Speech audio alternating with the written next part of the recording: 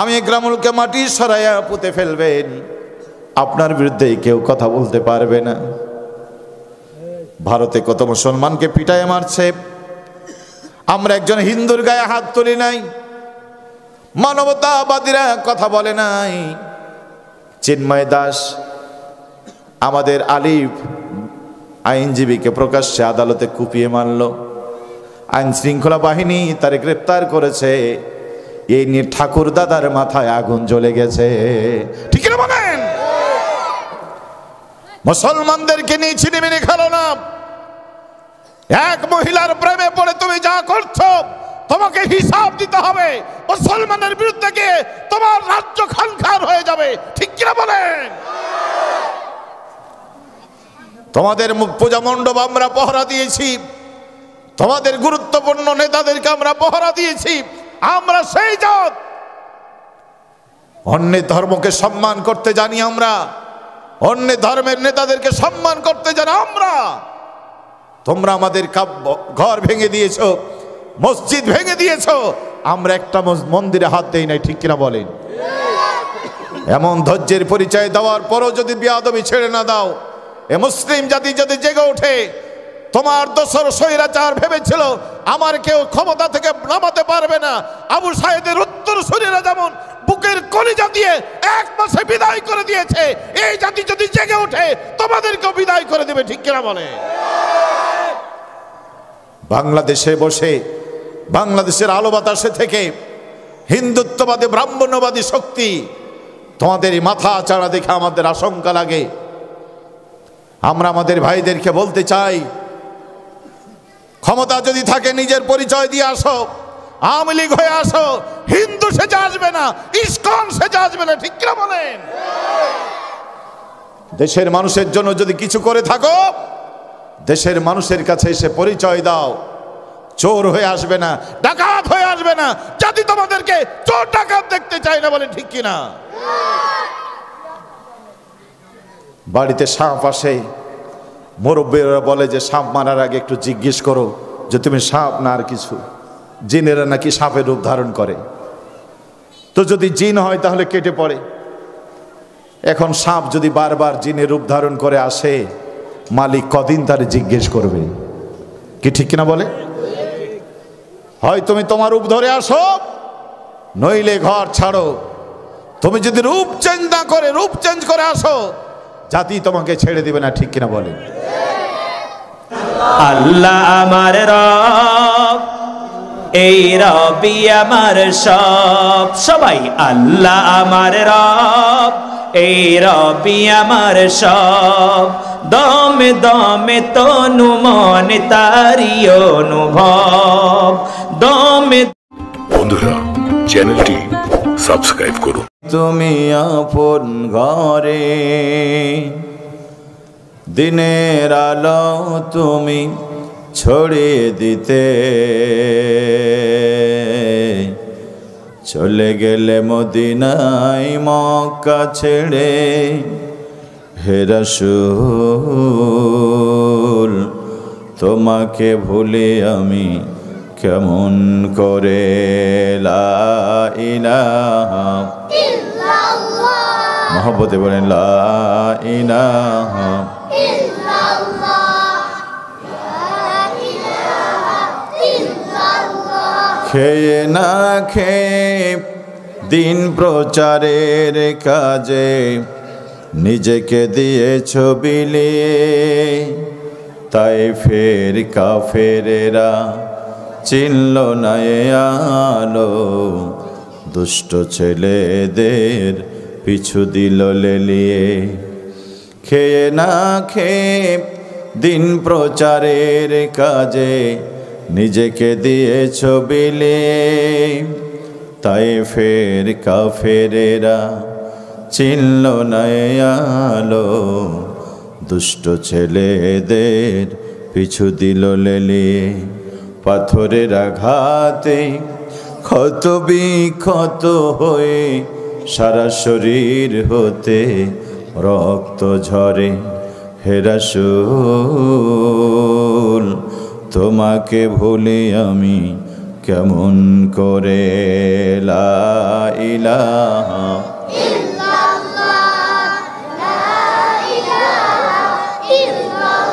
লা ইলাহা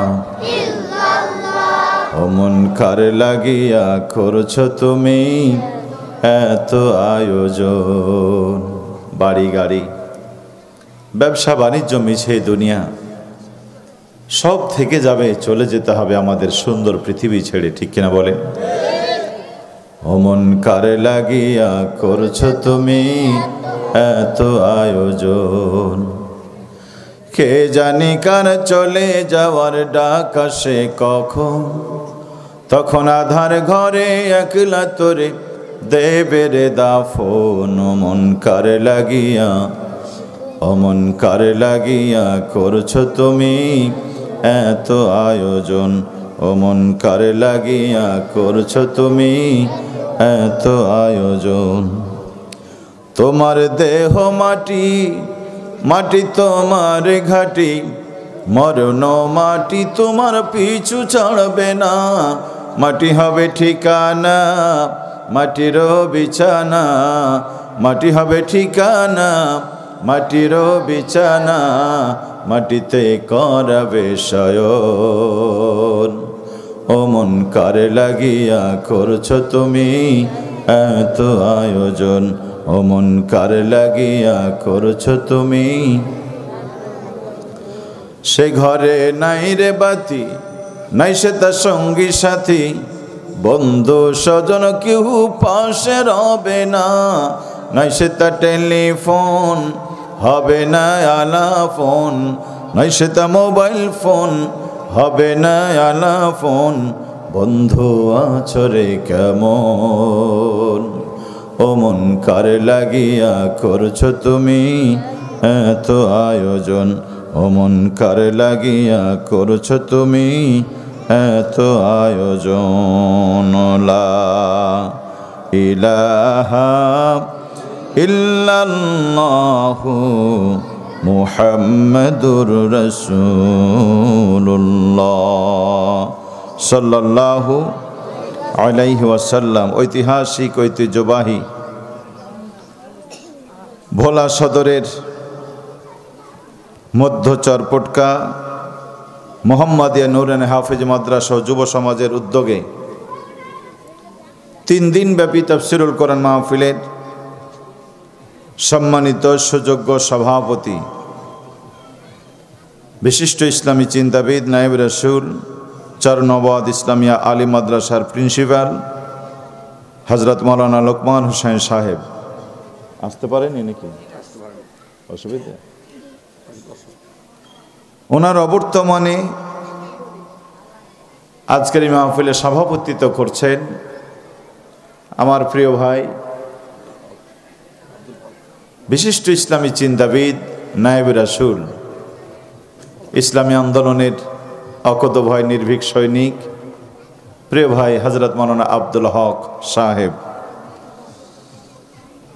কথা শুনে ধন্য করেছেন প্রখ্যাত ইসলামী চিন্তাবিদ হযরত মাওলানা আমানুল্লাহ উসমানী, নুরুন নবী আব্দুল কাদের সাহেব। কথা শুনেছেন সৈয়দ হেলাল উদ্দিন ওসমানী, নূর আলম নুরানি। ইতিপূর্বে অত্যন্ত গুরুত্বপূর্ণ আলোচনা শুনে ধন্য করেছেন এই জনপদের কৃতি সন্তান আমার একান্ত প্রিয় ভাই হযরত মাওলানা মাহবুব আলম সাহেব। আল্লাহ তাআলা তাদের কণ্ঠ, মেধা, যোগ্যতা গোটা দেশ, গোটা জাতির জন্য কবুল করুন, পড়ি আল্লাহুম্মা আমিন।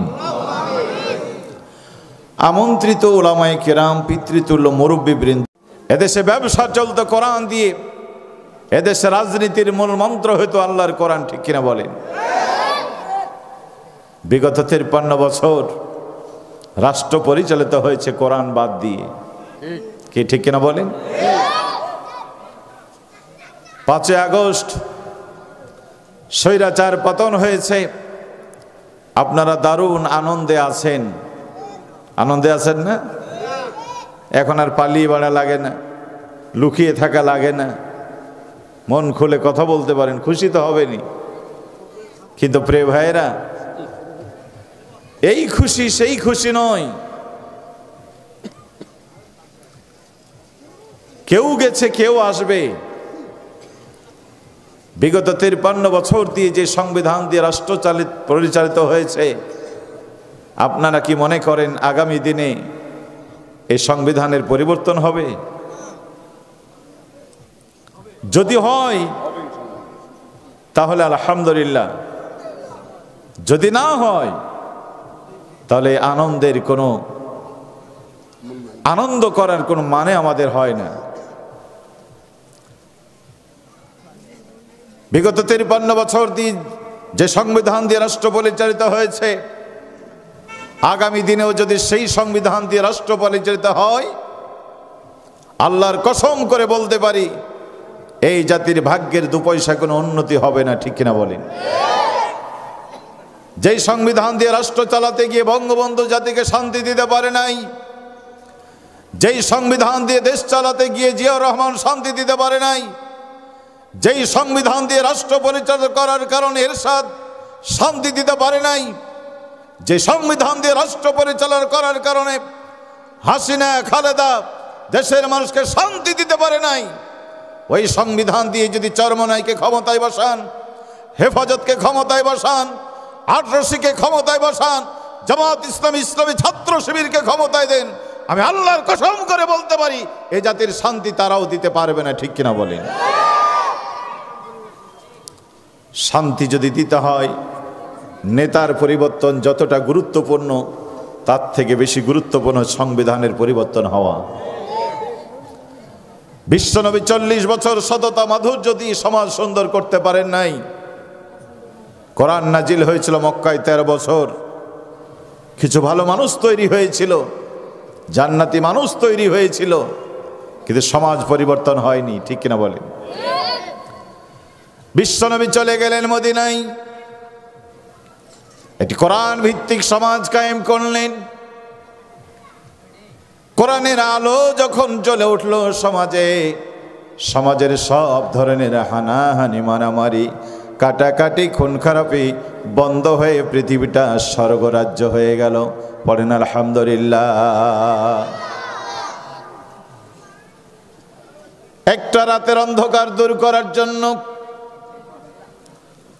পৃথিবীর মানুষ হাজার হাজার lakh lakh billion trillion dollar খরচ করে এনার্জি তৈরি করেছে, লাইট তৈরি করেছে। এখানেও অসংখ্য লাইট জ্বলছে।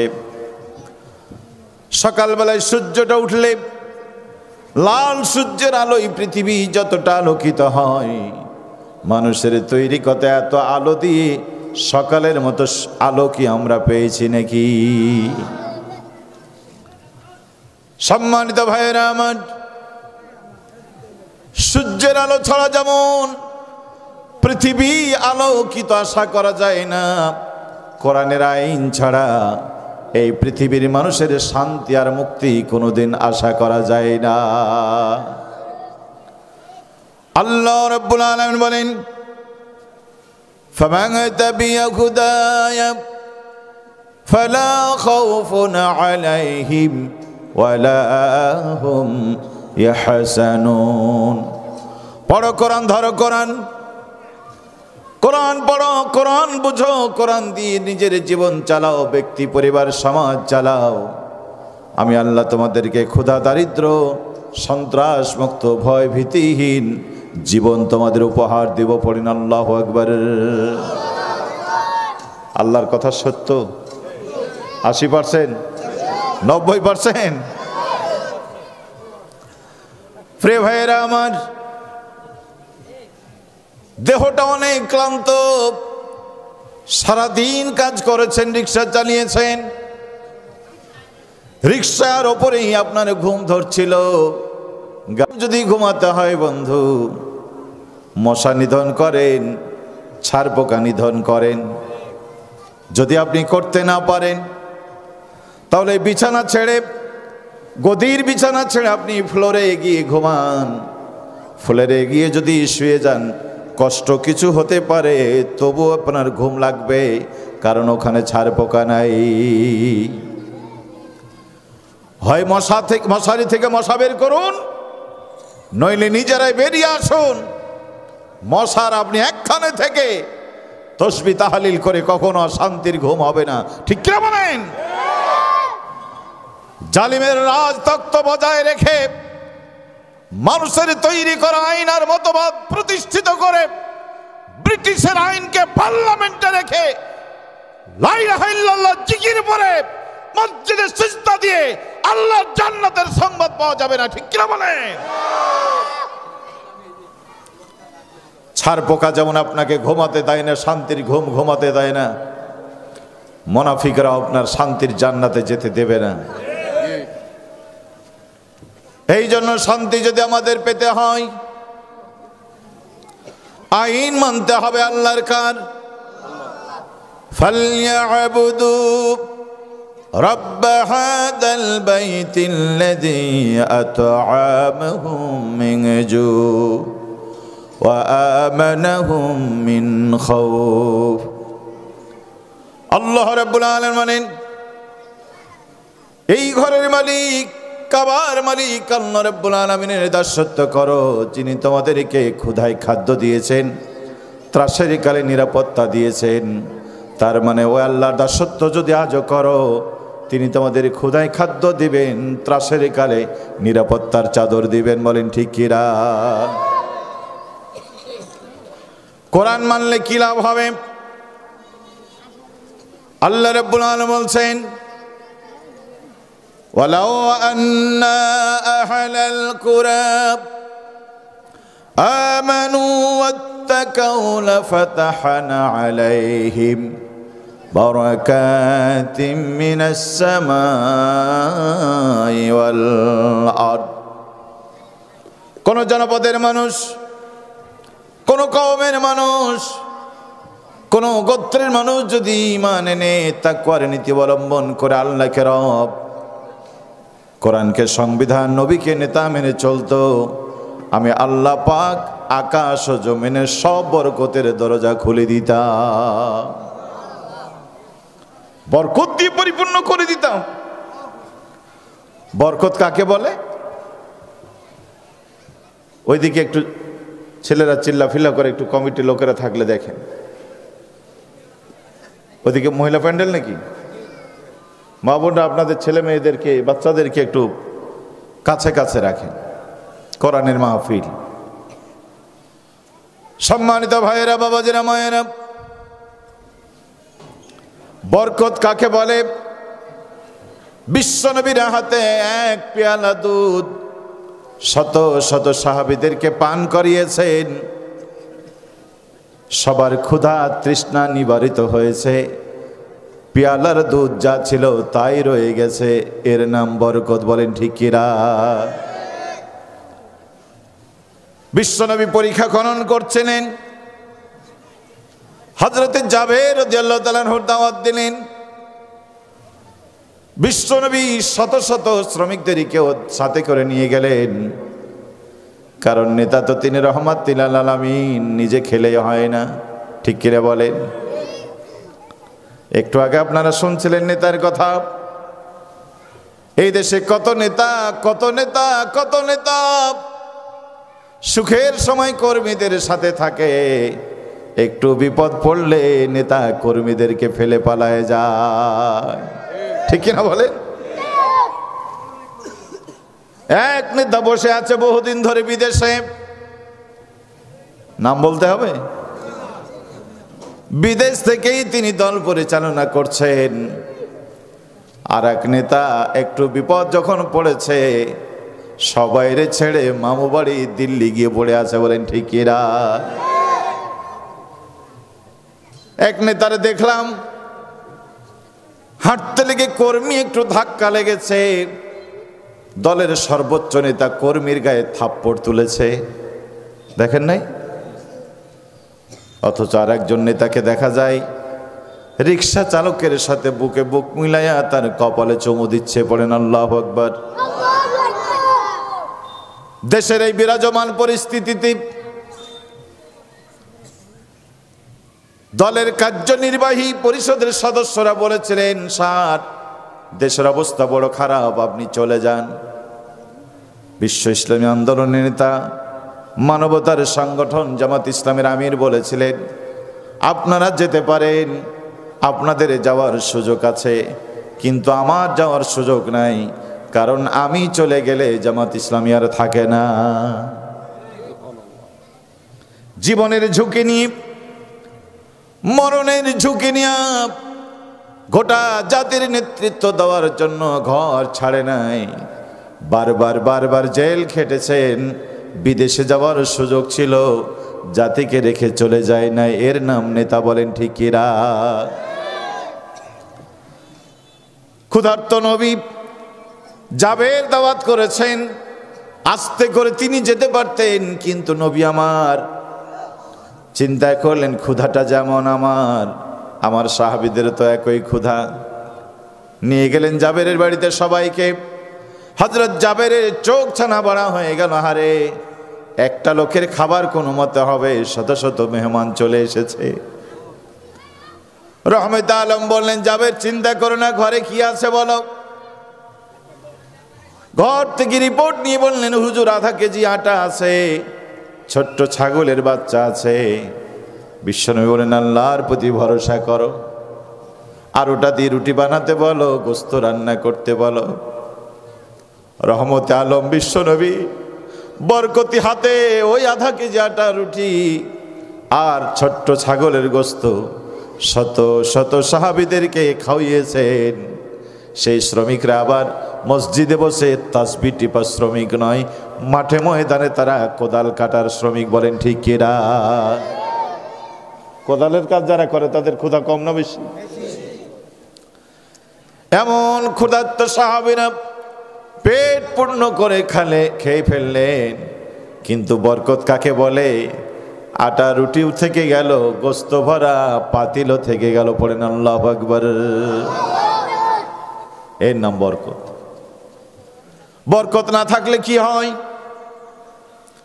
নবী সুলাইমান আলাইহিস সালাম বলেন, রব্বুল আলামিন তোমার সৃষ্টি জীবকে আমি কিছুদিন খাওয়াবো। আল্লাহ পাক বলেন, সুলাইমান এটা তোমার কাজ নয়। আল্লাহ আমাকে 1 মাস সময় দাও। বলে না, 1 সপ্তাহ 1 দিন। বলে তাও না। সুলাইমান আলাইহিস সালাম বলেন, আল্লাহ 1 ওয়াক্ত একটা সন্ধ্যা আমারে খাওয়ার অনুমতি দেওয়া হোক। রব্বুল আলামিন পরীক্ষামূলকভাবে তার অনুমতি দিলেন। নবী সুলাইমান খাবার তৈরি শুরু করলেন। একদিকে নবী, নিজেও নবী, বাবাও ছিলেন নবী, নবীর ঘরের নবী। শুধু নবী না, তিনিও রাষ্ট্রপতি। পড়েন আল্লাহু আকবার। বাবাও ছিলেন রাজা, তিনিও সেই রাজা। আবার এমন রাজা, মানুষের কথা তো তিনি বুঝেনি, জিনের কথা তিনি বুঝতেন, বাতাস তার কথা শুনতে। পড়েন আল্লাহু আকবার। উড়ন্ত পাখি কি বলে সেটাও তিনি বুঝতেন, গর্তের পিপিলিকা কি বলে সেটাও তিনি বুঝতেন। পড়েন আল্লাহু আকবার। নেতা হলে এমনই হওয়া লাগে, জনগণের মুখের ভাষা বুঝতে হয়। ঠিক কিনা বলেন? যেই জনগণ সকালবেলায় ফুলের মালা নেতারে পরায়, ওই নেতা যখন জনগণের মনের ভাষা বুঝতে ব্যর্থ হয়, বিকেল বেলায় ওই কর্মীরাই জুতা পিটা করে নেতারে বিদায় করে দেয়। ঠিক কিনা বলেন? আবু সাঈদের মনের ভাষা যদি বুঝতে পারত, মীর মুগ্ধের মনের ভাষা যদি ডাইনি হাসিনা বুঝতে পারত, হয়তো তারে এমন করে বেইজ্জতি হয়ে দেশ ছাড়া লাগতো না। বলেন ঠিক কিরা? দাড়ি দেখলেই রাজাকার, টুপি দেখলেই রাজাকার, সত্য কথা বললে রাজাকার। আজীবন আলেমদেরকে রাজাকার বলে 15 বছর রাজনীতি করেছে। আবু সাঈদ বলল, আমি লেখাপড়া করেছি, গরিব মানুষ, টাকা পয়সা আমার নাই, মামা খালুও নাই, পরীক্ষা নিরীক্ষা করে যাচাই বাছাই করে দেখো, চাকরি পেলে আমারে দিবা, কোটা ফোটা বাদ দাও। কি ঠিক না? সংসদে দাঁড়িয়ে বলল, কে রে তোরা? মুক্তিযোদ্ধা চাকরি পাবে না তো কি রাজাকারের নাতিপতি চাকরি পাবে? আবু সাঈদ চিন্তা করলো, কি ব্যাপার, আমারও রাজাকার বলে। এতদিনই বুঝলাম সাঈদীরে কেন রাজাকার বলতো, নিজামীকে কেন রাজাকার বলতো। আল্লাহর কোরআন দিয়ে রাষ্ট্র পরিচালনার দাবি করার কারণে ওদেরকে রাজাকার বলেছে। তার মানে অধিকার চাইবে যারা, রাজাকার হয়ে যাবে তারা। আবু সাইদ বলল, চেয়েছিলাম অধিকার, হয়ে গেলাম রাজাকার। বাম পাশের বন্ধুকে বলল, বন্ধু তুই কে? বলে আমিও রাজাকার। ডান পাশেরটাকে রেখে বলল, বন্ধু তুই কে? এসে বলে আমিও রাজাকার। ওরা স্লোগান দিল, তুমি কে আমি কে? রাজাকার রাজাকার। কে বলেছে? কে বলেছে? স্বৈরাচার স্বৈরাচার। ঠিক কিনা বলেন? প্রিয় ভাইয়েরা আমার, এক আবু সাইদের কণ্ঠরোধ করে দেওয়ার জন্য একটা বুলেটই যথেষ্ট ছিল, কিন্তু সে আবু সাইদের বুকটা, ছোট্ট একটা বুকে চারটা গুলি করে আবু সাইদের কণ্ঠ থামাতে চেয়েছিল। আল্লাহ রাব্বুল আলামিন, মহান আল্লাহ তাআলা জাতির এই ভাষা বুঝতে না পারার কারণে স্বৈরাচারকে দেশ থেকে তাড়ায় দিয়েছে। বলেন ঠিক কিনা? আর যারা বলেন ঠিক কিনা? প্রিয় ভাইয়েরা আমার, সুলাইমান আলাইহিস সালাম মাসের পর মাস খাদ্য খাবার তৈরি করলেন। ইতিহাস জানেন, সমুদ্র থেকে মাছ ভেসে এসে বলল, তাড়াতাড়ি খাবার দাও, একটু অপেক্ষা করো, মেহমানরা আসুক। ওই মাছ বলল, আমার হাতে সময় নাই। নবী সুলাইমান বলে, তাহলে খেয়ে নাও। শত শত দিন তৈরি করা, হাজার হাজার লক্ষ শ্রমিক দিয়ে তৈরি করা, একদিকে নবী আর একদিকে রাষ্ট্রপতি, এত বড় খাদ্যের ভান্ডার, ওই মাছ এসে এক লোকমাই সমস্ত খানা খেয়ে ফেলেছে। বলেন সুবহানাল্লাহ। কি ছিল না? রব্বুল আলামিন পরীক্ষামূলকভাবে বরকত তুলে নিয়েছিলেন, এই জন্য তার এতদিনের খাবার, একটা মাছের খাবার পেট ভরে নাই। ঠিক না বলেন? এই ভোলাতেও আছে, মাস গেলে 50,000, 60,000, 70,000 টাকা বেতন পায়। এরপরে মাসের 20টা দিন গেলে টাকা সব শেষ হয়ে যায়, বাকি 10 দিন বিভিন্ন দোকানে বাকি থাকে। আছে না নাই? মসজিদের ইমাম, আপনাদের মসজিদের ইমামের বেতন কত? কত বেতন? কত? 5,000 টাকা। 5,000। এই 5,000 টাকার বেতনে চাকরি করে হুজুর। আপনাদের থেকে হুজুরের টুপিটার দাম বেশি। 5,000 টাকায় চাকরি করে হুজুর, হুজুরের মোবাইলটাও আপনাদের থেকে দামি। ঠিক কিনা বলেন? 5,000 টাকায় চাকরি করে হুজুর, হুজুরের পাঞ্জাবিটাও আপনাদের থেকে অনেক সুন্দর। 5,000 টাকায় চাকরি করে হুজুর, ও মোটর সাইকেলটাও দেখবেন অনেকটা সুন্দর। ওই বেতনে তার বাবা মা, ওই বেতনে তার ভাই বোন, ওই হুজুরের উপর নির্ভরশীল ছেলে মেয়ের লেখাপড়া করাতে হয়। আল্লাহর মেহেরবানি, আল্লাহর মেহেরবানি, মাস কেটে যায়, হুজুরের ঠাটবাটের শেষ নাই। এরপরও কোনো দোকানে 5টা টাকা বাকি নাই। পড়েন মারহাবা। কি আছে? কি আছে? এই জন্য আপনারা, দেশের মানুষ সচেতন, বলে হুজুর যেহেতু আপনাদের বরকত আছে সেই জন্য বেতন আমরা বাড়াই না, আল্লাহ তো চালায়। বন্ধুরে আমার, আলেমদেরকে পিছনে ফেলে কোরআন বাদ দিয়ে জাতি ভুল করেছে। 53 বছর ধরে কোরআনকে বাদ দিয়ে আর আলেমদেরকে বাদ দিয়ে রাষ্ট্র চালানোর কারণে এই সমৃদ্ধশালী বাংলাদেশ এখনো ফকিরের বেশে রয়ে গেছে। ঠিক না বলেন? সুজলা সফলা শ্যামল শ্যামলা বাংলা, সারা পৃথিবী ঘুরলে এমন ভূখণ্ড পাবেন না যার উপরিভাগ সম্পদ, যার জমিনের তলদেশটাও সম্পদে ভরে দিয়েছেন, কিন্তু আল্লাহর কোরআন আর আল্লাহর আইন না থাকার ফলে আমাদের বরকত আল্লাহ তুলে নিয়েছে। আজকে ক্ষুধা দারিদ্র সন্ত্রাস দিয়ে দেশটা ভরে গেছে। বলেন ঠিক কিনা? আইন লাগবে কার? জোরে বলতে হবে কার? প্রিয় ভাইয়েরা আমার, দুঃখজনক হলো সত্য, এই কথা সবাই শুনবে না। এই কথা সবাই মানবে না। কোরআন বলছে গ্রামুল তুমি জানিয়ে দাও, ইন্নামা তুনজিরু মান ইত্তাবাআল যিকরা ওয়া খাশিয়ার রহমান বিল গায়ব।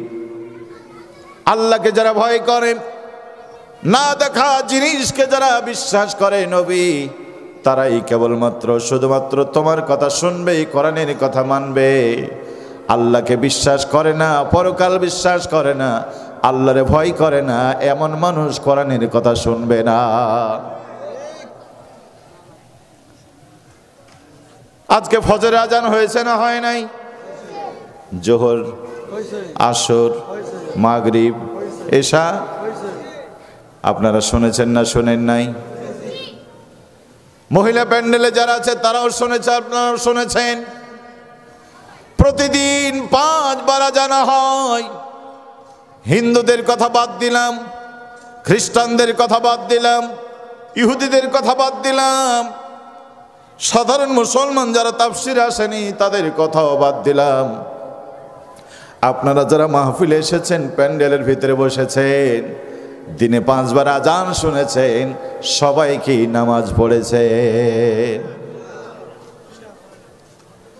এখানে এমন লোক আছে ফজরে আজান শুনেছেন, জোহর, আসর, মাগরিব, ইশা 5 ওয়াক্ত আজানের ধ্বনি শুনেছেন, 1 ওয়াক্ত নামাজও পড়ে নাই। এমন 2-4 জন মানুষ এখানে আছে না নাই? হাজার হাজার মানুষ আজান শুনে নামাজ পড়ে না, ঠিক না বলেন? রমজানের চাঁদ দেখে রোজা রাখে না। হাজার হাজার মানুষ আলেমদের কথা শোনে, কিন্তু তারা আমল করে না। বন্ধু, প্রিয় ভাইরা, আজান শুনে যারা নামাজ পড়লো না, রমজানের চাঁদ দেখে যারা রোজা রাখলো না, ওরা মুসলমান দাবি করলো, আল্লাহর কাছে তারা মুসলমান নয়। আর এই মানুষগুলি আল্লাহরে বিশ্বাস করে না, পরকালকে বিশ্বাস করে না, ওরা কোনোদিন কোরআনের আইন চাইবে না। বলেন ঠিক কিনা? এই কোরআন আল্লাহ রাব্বুল আলামিন নাজিল করেছেন। وَنُنَزِّلُ مِنَ الْقُرْآنِ مَا هُوَ شِفَاءٌ وَرَحْمَةٌ لِلْمُؤْمِنِينَ। কষ্ট হয়? আল্লাহর কোরআন বলছে আমি কোরআন নাজিল করেছি, এটা মুমিনদের জন্য শেফা, মুমিনদের জন্য এটা আনন্দের খবর। ও নবী, আপনি মুমিনদেরকে শোনায় দেন, কুল বিফাদলিল্লাহি ওয়া বিরহমাতিহি ফাবিযালিকা ফালইফরাহু হুয়া খায়রুম মিম্মা ইয়াজমাউন। একবার জোরে বলা যাবে কি আলহামদুলিল্লাহ? কোরআন বলছে তোমরা যারা কোরআন পেয়েছো আল্লাহর পক্ষ থেকে খুশি হও, আনন্দ করো। এই পৃথিবীর শ্রেষ্ঠ সম্পদ তোমাদেরকে দেওয়া হয়েছে। এই কোরআন যারা পেয়েছে পৃথিবীর সেরা সম্পদের অধিকারী হয়ে গেছে। পড়েন আল্লাহু আকবার। এই কোরআনের সাথে যারা থাকবে আল্লাহ তাদের সাথে থাকবেন।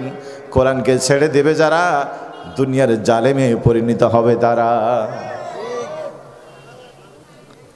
কি হবে আপনার এই লেখাপড়া দিয়া? কি হবে আপনার এই পাণ্ডিত্য দিয়া? আবু জেহেল সবার চাইতে জ্ঞানী ছিল, পণ্ডিত ছিল, কুরাইশ বংশের সম্ভ্রান্ত মানুষ, কিন্তু নবী বুঝলো না, রসুল বুঝলো না, কোরআন চিনল না। কিন্তু পরের বাড়ির খেটে খাওয়া বেলাল, হাবশি বেলাল, দুনিয়ার কালোদের সেরা কালো বেলাল, আল্লাহর কোরআন বুঝলেন, নবী বুঝলেন, সবার আগেই তিনি জান্নাতে প্রবেশ করবেন। পড়েন আলহামদুলিল্লাহ।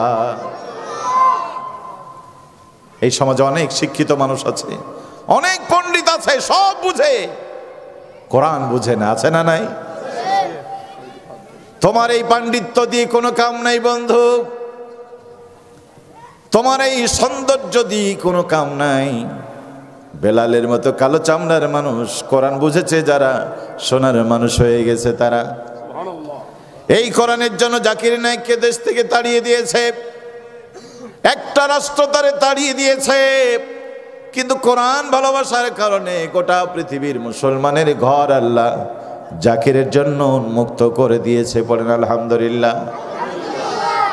মানুষের মানুষ কন্যা, গণতন্ত্রের মানুষ কন্যা, এদেশের কওমি জননী ডাইনি শেখ হাসিনা বাবার দেশ বাবার ভিটায় 15 বছর দাপটের সাথে ক্ষমতা চালিয়েছে।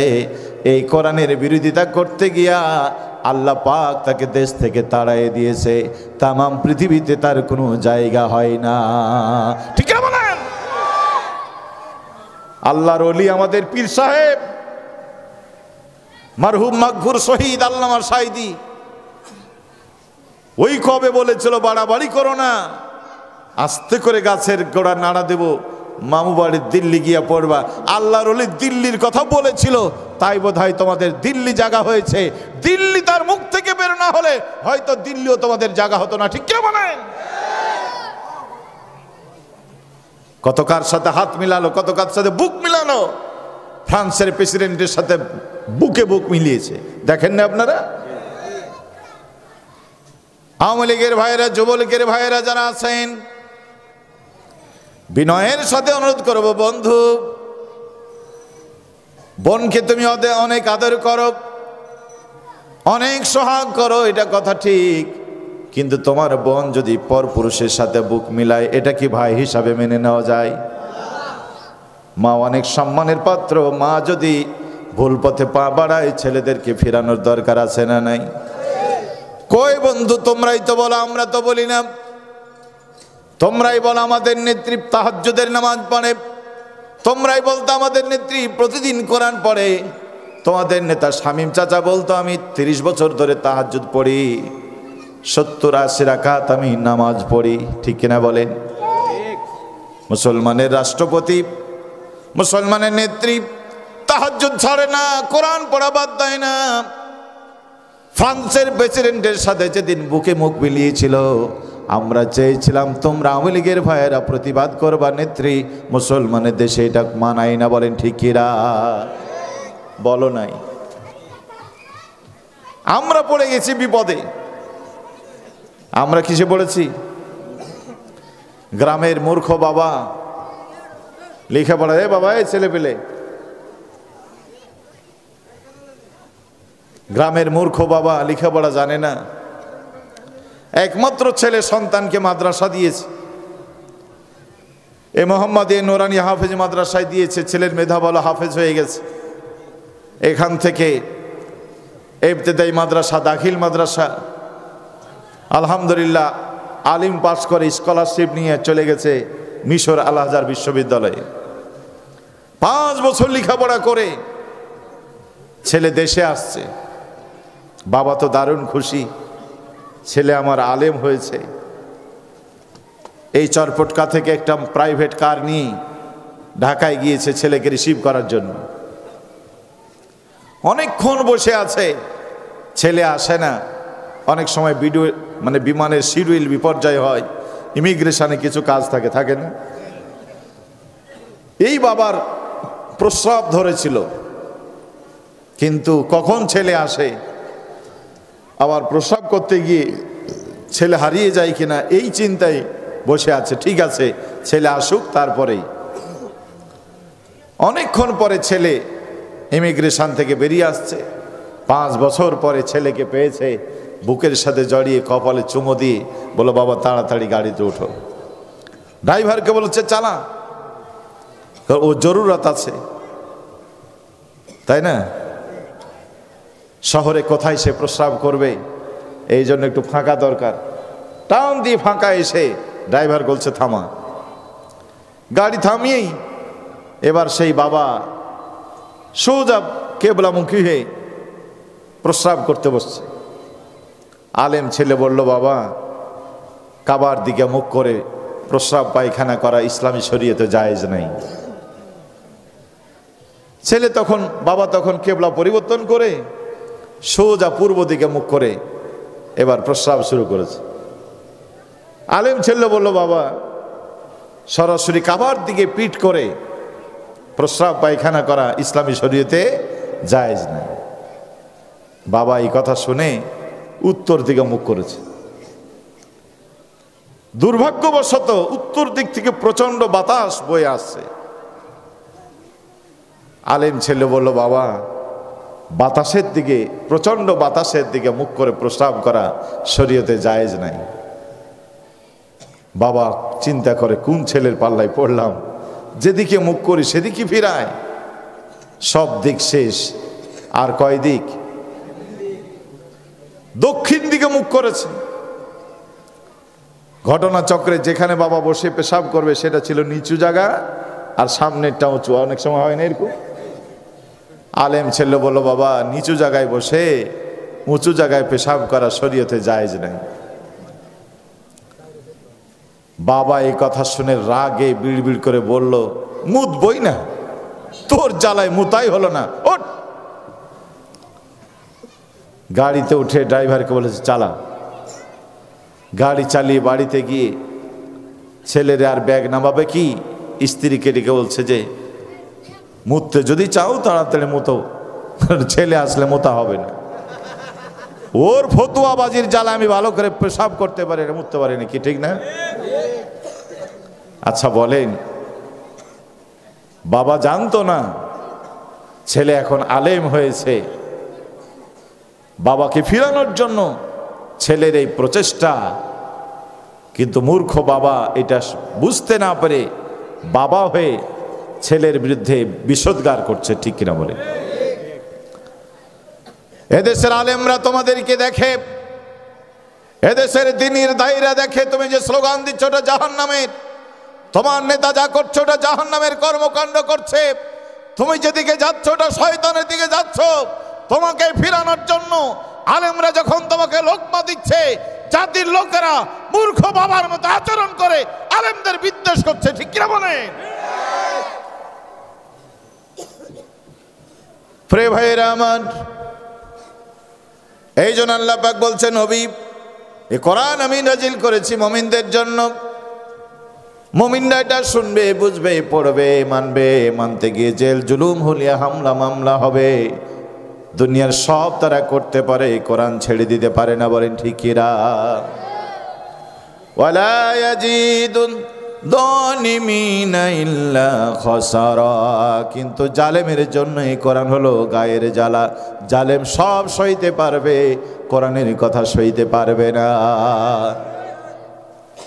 চিনি আর লবণ দেখতে কি এক না আলাদা? চিনি আর লবণ দেখতে পার্থক্যটা কিসে? স্বাদে। পার্থক্য কিসে? প্রিয় ভাইয়েরা আমার, ক্ষুধার যন্ত্রণায় যদি পিপিলিকা মরেও যায়, কোনোদিন লবণে মুখ দেবে না। আর চিনি থাকবে যেখানে, মিষ্টি থাকবে যেখানে, পিপিলিকা আছে সেখানে, বলেন ঠিক কিনা? লবণ আর চিনি দেখতে যেমন এক, মুনাফিক আর মুসলমান দেখতে এক।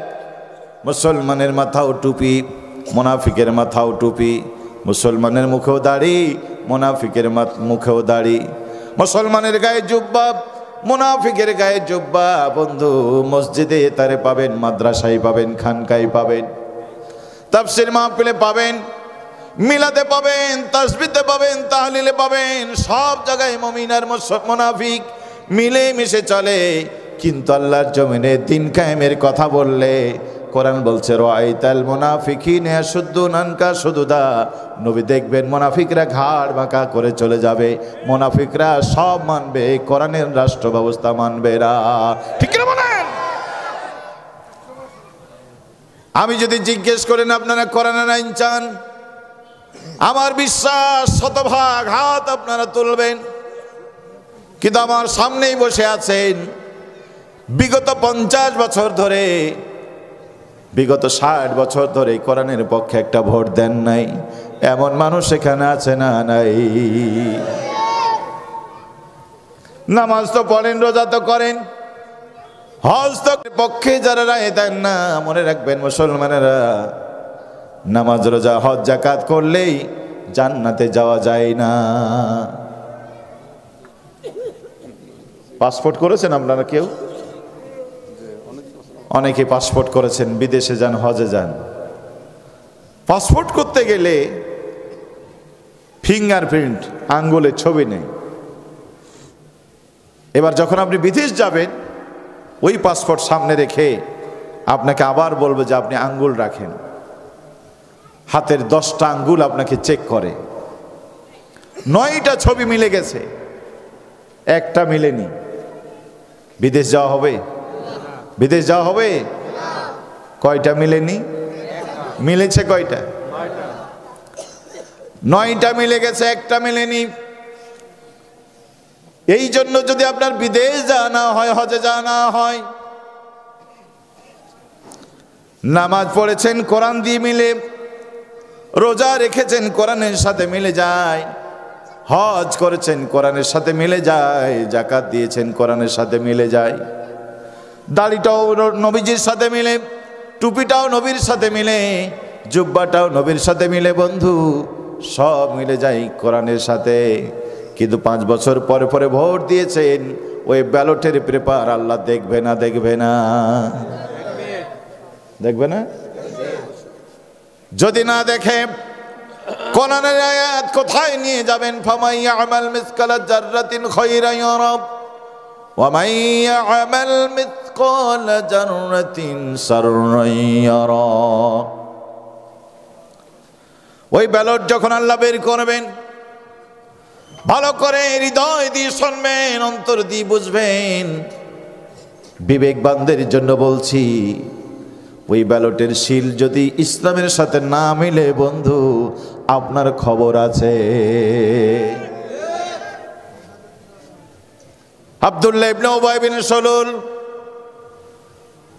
নামাজটা ছিল নবীর মতো, দাড়িটাও ছিল নবীর মতো, টুপিটাও ছিল নবীর মতো, তাহাজ্জুদ ছিল নবীর মতো, দান ছিল নবীর মতো, যাকাত দিয়েছেন নবীর মতো, হজ করেছেন নবীর শেখানো পদ্ধতিতে। আমার ভাইয়েরা সারা জীবন নবীর পিছনে নামাজ পড়েছে। জানাজার ইমামও ছিলেন বিশ্ব নবী, গায়ের জুব্বাটা তার কাফনের কাপড় বানিয়ে দিয়েছিলেন আমার প্রিয় নবী, মুখের লালা তার ঠোঁটে লাগিয়েছিলেন আমার নবী, হাত তুলে দোয়া করেছিলেন। যেই নবী দোয়া করলেন, উহুদ পাহাড়কে আল্লাহ স্মরণের পাহাড়ে পরিণত করে দিতে চেয়েছিলেন, সে নবী আজকে দোয়া করছেন। আল্লাহ পাক বলেন, নবী দোয়া করে লাভ হবে না, হাত নামায় নাও। কি অপরাধ করেছিলেন? ওলামায়ে কেরাম এখানে আছেন, আমি আমার দৃষ্টিতে আব্দুল্লাহ ইবনে উবাইয়ের কোনো দোষ আমি খুঁজে পাই না। একটা দোষ ছিল তার, উহুদের যুদ্ধের দিনে নবীর দল থেকে 300 লোক নিয়ে ফিরে গিয়া আবু জেহেল, উতবা, সাইবা, মুগিরার দলকে সহযোগিতা করেছিল, নামাজ রোজা করেছিল আল্লাহর জন্য, কিন্তু রাজনৈতিক সহযোগিতা দিয়েছিল জালেমকে। আমার ভাইয়েরা, রাজনৈতিক সহযোগিতা জালেমকে দিয়া সারা জীবন নামাজ রোজা করো, যদি তারে জাহান্নামে যাওয়া লাগে। প্রিয় ভোলাবাসী, নামাজ পড়েছেন, রোজা রেখেছেন, হজ করেছেন, যাকাত দিয়েছেন, তাহাজ্জুদের নামাজ পড়েছেন, রাজনৈতিক সহযোগিতা যদি জালেমকে দিয়ে থাকেন, রাজনৈতিক সহযোগিতা যদি ইসলাম বিরোধীদেরকে দিয়ে থাকেন, বন্ধু ওটার কারণে তওবা যদি না করেন, জাহান্নামে যাওয়া লাগবে। হুঁশিয়ার, সাবধান। কোন স্লোগান দেন আপনি? মসজিদে যে আল্লাহর নামের স্লোগান দেন, বাইরে কি স্লোগান ঠিক আছে? মসজিদে যে কোরআন আপনি পড়েন, বাইরে কি সেই সংবিধান আপনার ঠিক আছে? মসজিদে গিয়ে বলেন আল্লাহু আকবার, রুকুতে আল্লাহু আকবার, সিজদায় আল্লাহু আকবার, সবখানে আল্লাহু আকবার। বেরিয়ে আসলেন, স্লোগান দিলেন, জালো জালো আগুন জালো, গড়ো গড়ো দেশ গড়ো, জয় বাংলা। ঠিক আছে না নাই? আছেন এরকম স্লোগান? মসজিদে তুমি নবীর উম্মত, বাইরে সে কেউ বঙ্গবন্ধুর উম্মত, কেউ জিয়াউর রহমানের উম্মত, কেউ এরশাদের উম্মত। আছে না নাই? উম্মত মানে কি? উম্মত মানে দল। কি মাওলানা? উম্মত মানে মসজিদে সবাই নবীর দলের মানুষ, বাইরে এসে আপনি আলাদা আলাদা নেতা মেনেছেন। কবরে যেদিন যাবেন বন্ধু, 3টা প্রশ্ন হবে। সেই 3 প্রশ্নের নামাজ নাই, রোজা নাই, হজ নাই, যাকাত নাই, আমলের কোনো প্রশ্ন নাই। 3টা প্রশ্ন হলো রাজনৈতিক প্রশ্ন। তিনটা প্রশ্ন কি? মান রব্বুকা, কার আইন মেনেছো তুমি? কি ভাই কষ্ট হচ্ছে? সম্মানিত ভাইয়েরা আমার, কোরআন বলছে কার আইন মেনেছো তুমি? দুনিয়ায় কার আইন মেনেছো? মা দিনুকা, কোন দল করেছো? মান নবিয়ুকা, নেতা মেনেছো কাকে? কবরের জীবনে প্রথম তিনটা প্রশ্ন, তিনটাই রাজনৈতিক প্রশ্ন, ঠিক কিনা বলেন? কার আইন মানেন আপনারা? কার আইন মানেন? কার আইন? মিথ্যা কথা। রাষ্ট্রের সংবিধানটা তো আল্লাহর নয়। ওই সংবিধান দিয়ে বিচার হয়, ওই সংবিধান দিয়ে জমি জমা রেজিস্ট্রেশন হয়, ওই সংবিধান দিয়ে আপনার ছেলে মেয়ের বিয়ে হয়। বলেন তো দেখি, এই সংবিধান আপনারা মেনেছেন না মানেন নাই? আপনিও মেনেছেন, আমিও মেনেছি বন্ধু। রাষ্ট্রের সংবিধান যেখানে আল্লাহর আইন নাই, সেখানে আল্লাহর আইনে জাতি মানার কোনো সুযোগ নাই। ফেরেশতারা পাল্টা প্রশ্ন করবে, 53 বছর ক্ষমতার ভিতরে ব্রিটিশের আইন রেখে আল্লাহর আইন কিভাবে মানলি? আপনি বলবেন কেন, তুমি কি দেখনি মসজিদে যাওয়ার সময় আমি ডান পা দিয়ে ঢুকতাম, বের হওয়ার সময় আমি বাম পা দিয়ে বের হতাম। আল্লাহর হুকুম বলেছিল বলে আমি টয়লেটে যখন যেতাম আমি বাম পা দিয়ে যেতাম, বের হওয়ার সময় আমি ডান পা দিয়ে বের হতাম। ফেরেশতা বলবে ঠিকই তো কথা, কিন্তু যে মসজিদে ডান পা দিয়ে প্রবেশ করেছো, বাম পা দিয়ে বেরিয়েছো, ওই মসজিদে যাওয়ার সময় রাস্তার কোন দিক দিয়ে গিয়েছিলে তুমি? ডান দিক দিয়ে না বাম দিক দিয়ে? আপনারা কোন দিক দিয়ে যান? হ্যাঁ, ডান দিক দিয়ে। বাম দিক দিয়ে আমরা যাই, ঠিক না বলেন? মাহফিলে এসেছেন বাম দিক দিয়ে, যাওয়ার সময় যাবেন বাম দিক দিয়া। এই বাম দিকে চলা রাষ্ট্রের আইন, মানুষের আইন, ঠিক কিনা বলেন? সারা জীবন মানুষের আইন মানলেন, আর মসজিদে যখন গেলেন আল্লাহর আইন মানলেন। আল্লাহ পাক বলছে আফাতুমিনুনা বিবাদিল কিতাব ওয়া তাকফুরুনা বিবাদ, কিছু মানবে কিছু মানবে না, তা হবে না। লোকেরা বলো হুজুর অত খারাপ নয়, সব কিছু করতে না পারলেও কিছু তো করি। আছে না এরকম? কিছু করলে আর কিছু না করলে কোনোটাই যে লাভ নাই। আপনাদেরকে উদাহরণ দিলেই বুঝবেন। ওজুর ফরজ কয়টা? কথা বলে না। কয়টা? গরমের দিনে 4টা, শীতের দিনে কয়টা? শীতের দিনেও 4টা। পুরুষের জন্য 4, নারীর জন্য কত? আলেমের জন্য 4, সাধারণ মানুষের জন্য কয়টা? মুরব্বীদের জন্য, যুবকদের জন্য 4টা, মুরব্বীদের জন্য কয়টা? কার বিধান? 3টা করেছেন বন্ধু প্রচন্ড শীতের কারণে।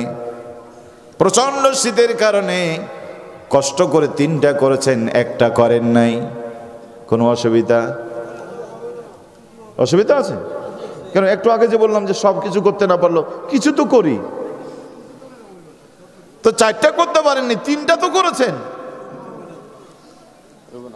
প্রিয় ভাইয়েরা আমার, ওযু হবে না ফতোয়া আপনারাই দিলেন।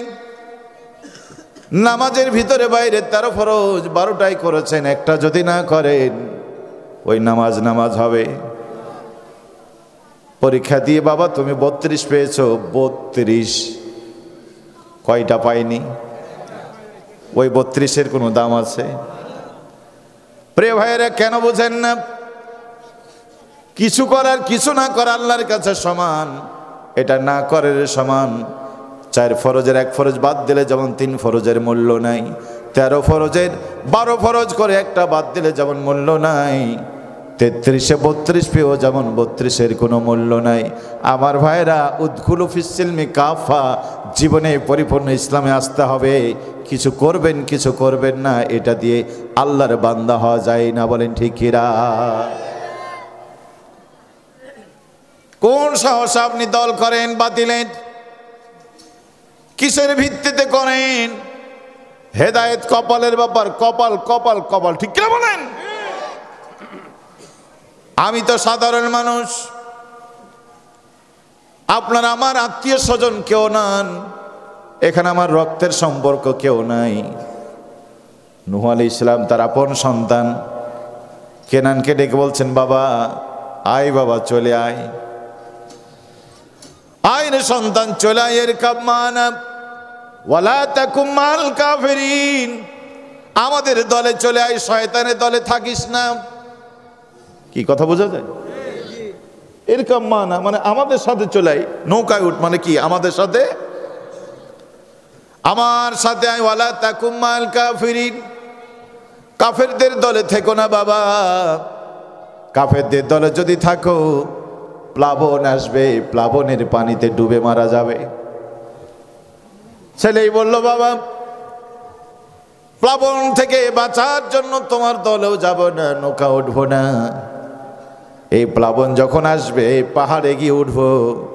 ওদের ধারণা আল্লাহর এই পানি পাহাড়ের উপরে যেতে পারবে না, পড়েন নাউজুবিল্লাহ। জাতির 3 জন মানুষ পাহাড়ের উপরে গিয়ে উঠল, বন্যার পানি থেকে বাঁচার জন্য পাহাড়ে গিয়ে আশ্রয় গ্রহণ করলো। তাদের ধারণা বন্যার পানি এখান পর্যন্ত আসতে পারবে না। বন্ধুরে আমার, আল্লাহ পাক বলবে নূহ, আমি এদেরকে প্লাবনের পানি দিয়ে চুবিয়ে মারতে পারতাম, কিন্তু আমি পানি দিয়ে মারবো না। আমি আল্লাহ পাক ডিজিটাল কায়দায় তাদের মারবো। পড়েন আল্লাহু আকবার। ওই 3 জন যুবক পাহাড়ের গর্তে বসে আছে। হঠাৎ করে রব্বুল আলামিন তাদের এমন করে দিয়েছেন, প্রস্রাবের চাপ দিয়ে দিয়েছেন। এত প্রস্রাবের চাপ, গর্তের ভিতর থেকে বাইরে যাওয়ার সময় নাই। এরকম হয় না অনেক সময়, বিশেষ করে ডায়াবেটিসের রোগী যারা, হঠাৎ করে এমন চাপ, ও টয়লেটে যাওয়ার আগেই কাম শেষ। ওরা আর গর্তের বাইরে যেতে পারল না। 3 জন 3 দিকে মুখ করে প্রস্রাব করা শুরু করেছে। প্রস্রাব করতে করতে করতে করতে করতে ওই গর্তটা ভরাট হয়ে গিয়েছে। নিজেদের পেশাবের ভেতরে আল্লাহ তাআলা তাদেরকে চুবাই মেরেছেন। ওই আল্লাহ আছে না নাই? নির্বাচনের মাধ্যমেও এই জালেমদেরকে আল্লাহ বিদায় করতে পারতেন, কিন্তু নির্বাচনের মাধ্যমে জালেমরা বিদায় হলে ওরা ক্ষমতা ছাড়তো, দেশ ছাড়তো না। আল্লাহ পাক এমন ভাবে বিদায় করেছেন, ক্ষমতাও ছেড়েছে, দেশও ছেড়ে দিয়েছে। কথা বলেন ঠিক কি না? কি 2028 সাল 2006 সাল 28 অক্টোবর, আপনাদের মনে থাকার কথা, এই ডাইনি স্বৈরাচার লঘি বৈঠার আন্দোলন করেছিল। সারা দেশ থেকে তাদের গুন্ডা বাহিনীকে ঢাকায় হাজির করেছিল। আলেমদেরকে পিটায়াম, হাফেজে কোরআনদেরকে পিটায়াম, রাজপথকে লাল বানায় দিয়েছিল। টার্গেট ছিল এদেশের মাটিতে নারায় তাকবীর যেন আর কোনোদিন না হয়। আল্লাহর আইন, সৎলোকের শাসন যাতে আর কেউ না চাইতে পারে, সেই জন্য সেদিন তাণ্ডব চালিয়েছিল। বলেন আজকে 2024 সাল, আল্লাহর আইন, সৎলোকের শাসন চায় এমন মানুষ এই সমাজে আছে না নাই? আল্লামা সাঈদী না থাকলে কি হবে? আলেমরা আছে না নাই?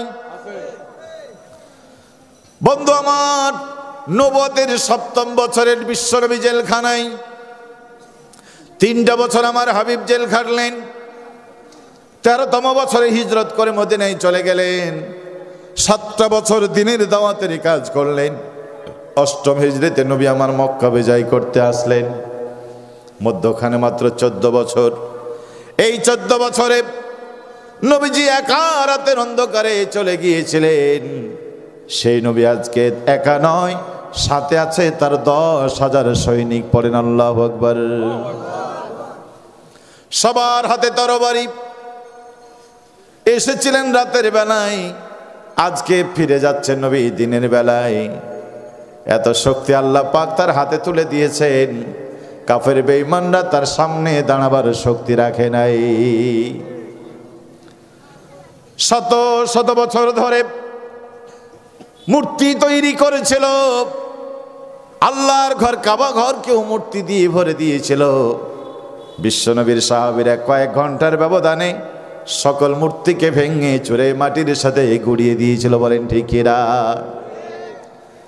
2006 সালের 28 অক্টোবর লঘি বৈঠার তাণ্ডব দিয়া 8 সালে ছলে বলে কৌশলে ক্ষমতা এসে হাটে মূর্তি ঘাটে মূর্তি রাস্তায় মূর্তি গোটা দেশ মূর্তি দিয়ে ভরে দিয়েছিল। 2024 সালে আল্লাহ পাক তাদেরকে বিদায় করে দিয়েছেন। এদেশের তরুণ ছাত্র সমাজ কয়েক ঘন্টার ব্যবধানে 15 বছরের তৈরি করা মূর্তিগুলোকে মাটির সাথে গড়িয়ে দিয়েছে। বুবু গো ও বুবু কেমন নৌকার মাঝি, এখন তোমার নৌকা চলে না, এখনো তোমার নৌকা চলে না। ও বুবু গো বুবু গো ও বুবু কেমন নৌকার মাঝি, এখন তোমার নৌকা চলে না। ঠিক কিনা বলেন? তোমার নৌকার পাল ছিঁড়েছে তুমি তো জানো না, লঘি বৈঠা ভেঙে গেছে খবর তো রাখো না। বুবু গো ও বুবু কেমন নৌকার মাঝি, এখন তোমার নৌকা চলে না।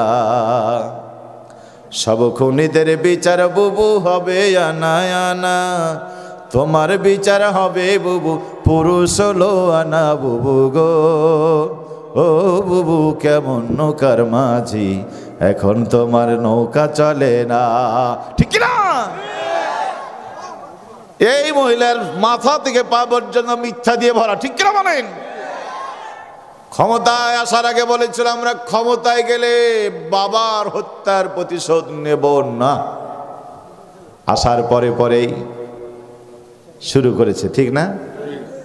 বলেছিল আমরা ঘরে ঘরে চাকরি দেব। আমার সামনে যারা বসে আছেন সবাই তো চাকরিজীবী মানুষ।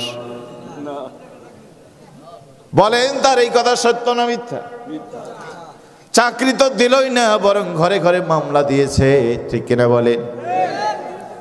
বলেছিল 10 টাকার চাল খাওয়াবো, বন্ধু এখন 80 টাকা 90 টাকা আলু কিনতে খেতে হয়। ঠিক কিনা বলেন? প্রিয় ভাইয়েরা আমার, এই মহিলা বলেছিল মদিনার সনদ দিয়ে রাষ্ট্র চালাবো।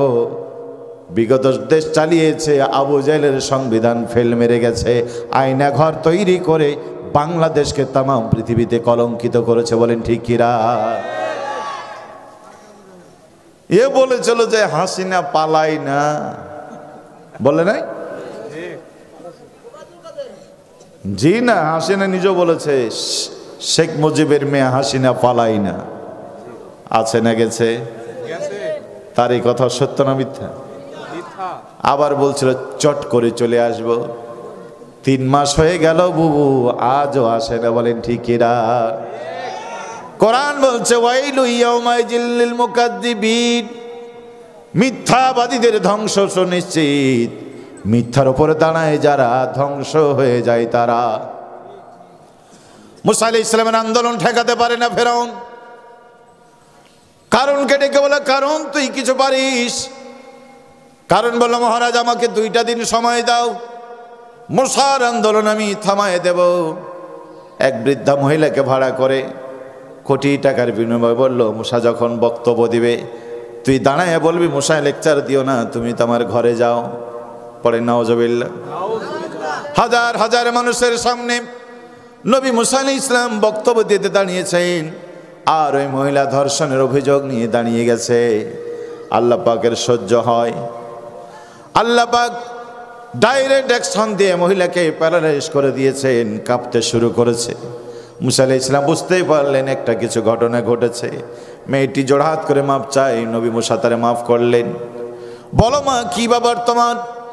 মহিলা বলল মুসারে কারণ আমাকে 1.5 টাকার বিনিময়ে তোমার বিরুদ্ধে ধর্ষণের মামলা দিতে বলেছে, কিন্তু এক অজানা শক্তি আমার শক্তি সব কেড়ে নিয়েছে। বলেন আল্লাহু আকবার। ওদের দাঁড়িয়েছিল কারণ। মুসা আলাইহিস সালাম রাগী মানুষ, মাটিকে লক্ষ্য করে বলেন খুঁজ ধর ওরে। বলতে দেরি হয়েছে, হাঁটু পর্যন্ত মাটির সাথে দাবতে দেরি হয় নাই। পড়েন আল্লাহু আকবার।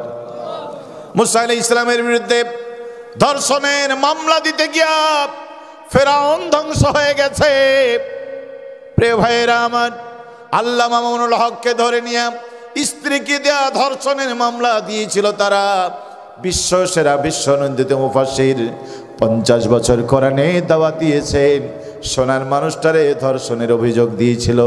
আলেমদের বিরুদ্ধে ধর্ষণের মামলা করতে গিয়া এই স্বৈরাচাররা ধ্বংস হয়ে গেছে। ঠিক না বলেন? নমরুদ চেয়েছিল ফেরাউনকে মুছে ফেলবে, নমরুদ চেয়েছিল ইব্রাহিমকে মুছে ফেলবে। কষ্ট হচ্ছে? নমরুদ চেয়েছিল ইব্রাহিমকে মুছে ফেলতে। বলেন তো ইব্রাহিম আলাইহিস সালাম আছে না মুছে গেছে? আছে না মুছে গেছে? আল্লাহ রাব্বুল আলামিন ইব্রাহিম আলাইহিস সালামকে এমন জায়গায় সেট করে দিয়েছেন, প্রত্যেক নামাজ, ফরজ নামাজ, সুন্নত নামাজ, নফল নামাজ, এমনকি তাহাজ্জুদের নামাজ, নামাজ আছে যেখানে নবী ইব্রাহিমের নাম আছে সেখানে মোছা যাবে। নমরুদ আছে না গেছে? ফেরাউন চেয়েছিল মুসা আলাইহিস সালামকে মুছে দেবে। মুসা যে আছে, মুসার উত্তর শরীরে আছে। ফেরাউন শেষ হয়ে গিয়েছে, সাগরে চুবে মারা গেল ফেরাউন।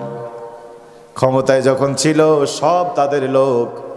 নমরুদ যতদিন ক্ষমতায় ছিল সবাই তাদের, ফেরাউন যতদিন ক্ষমতায় ছিল সবাই তাদের লোক। এটাই হয় বন্ধু, ক্ষমতা যখন থাকে গোটা জাতি তার পায়ে চুমা দেয়। বলেন ঠিক কিনা?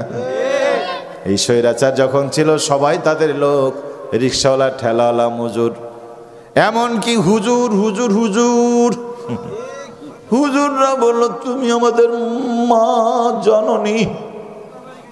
বলেছে না বলে নাই? হুজুর বলল তুমি জান্নাতি, তুমি জান্নাতি।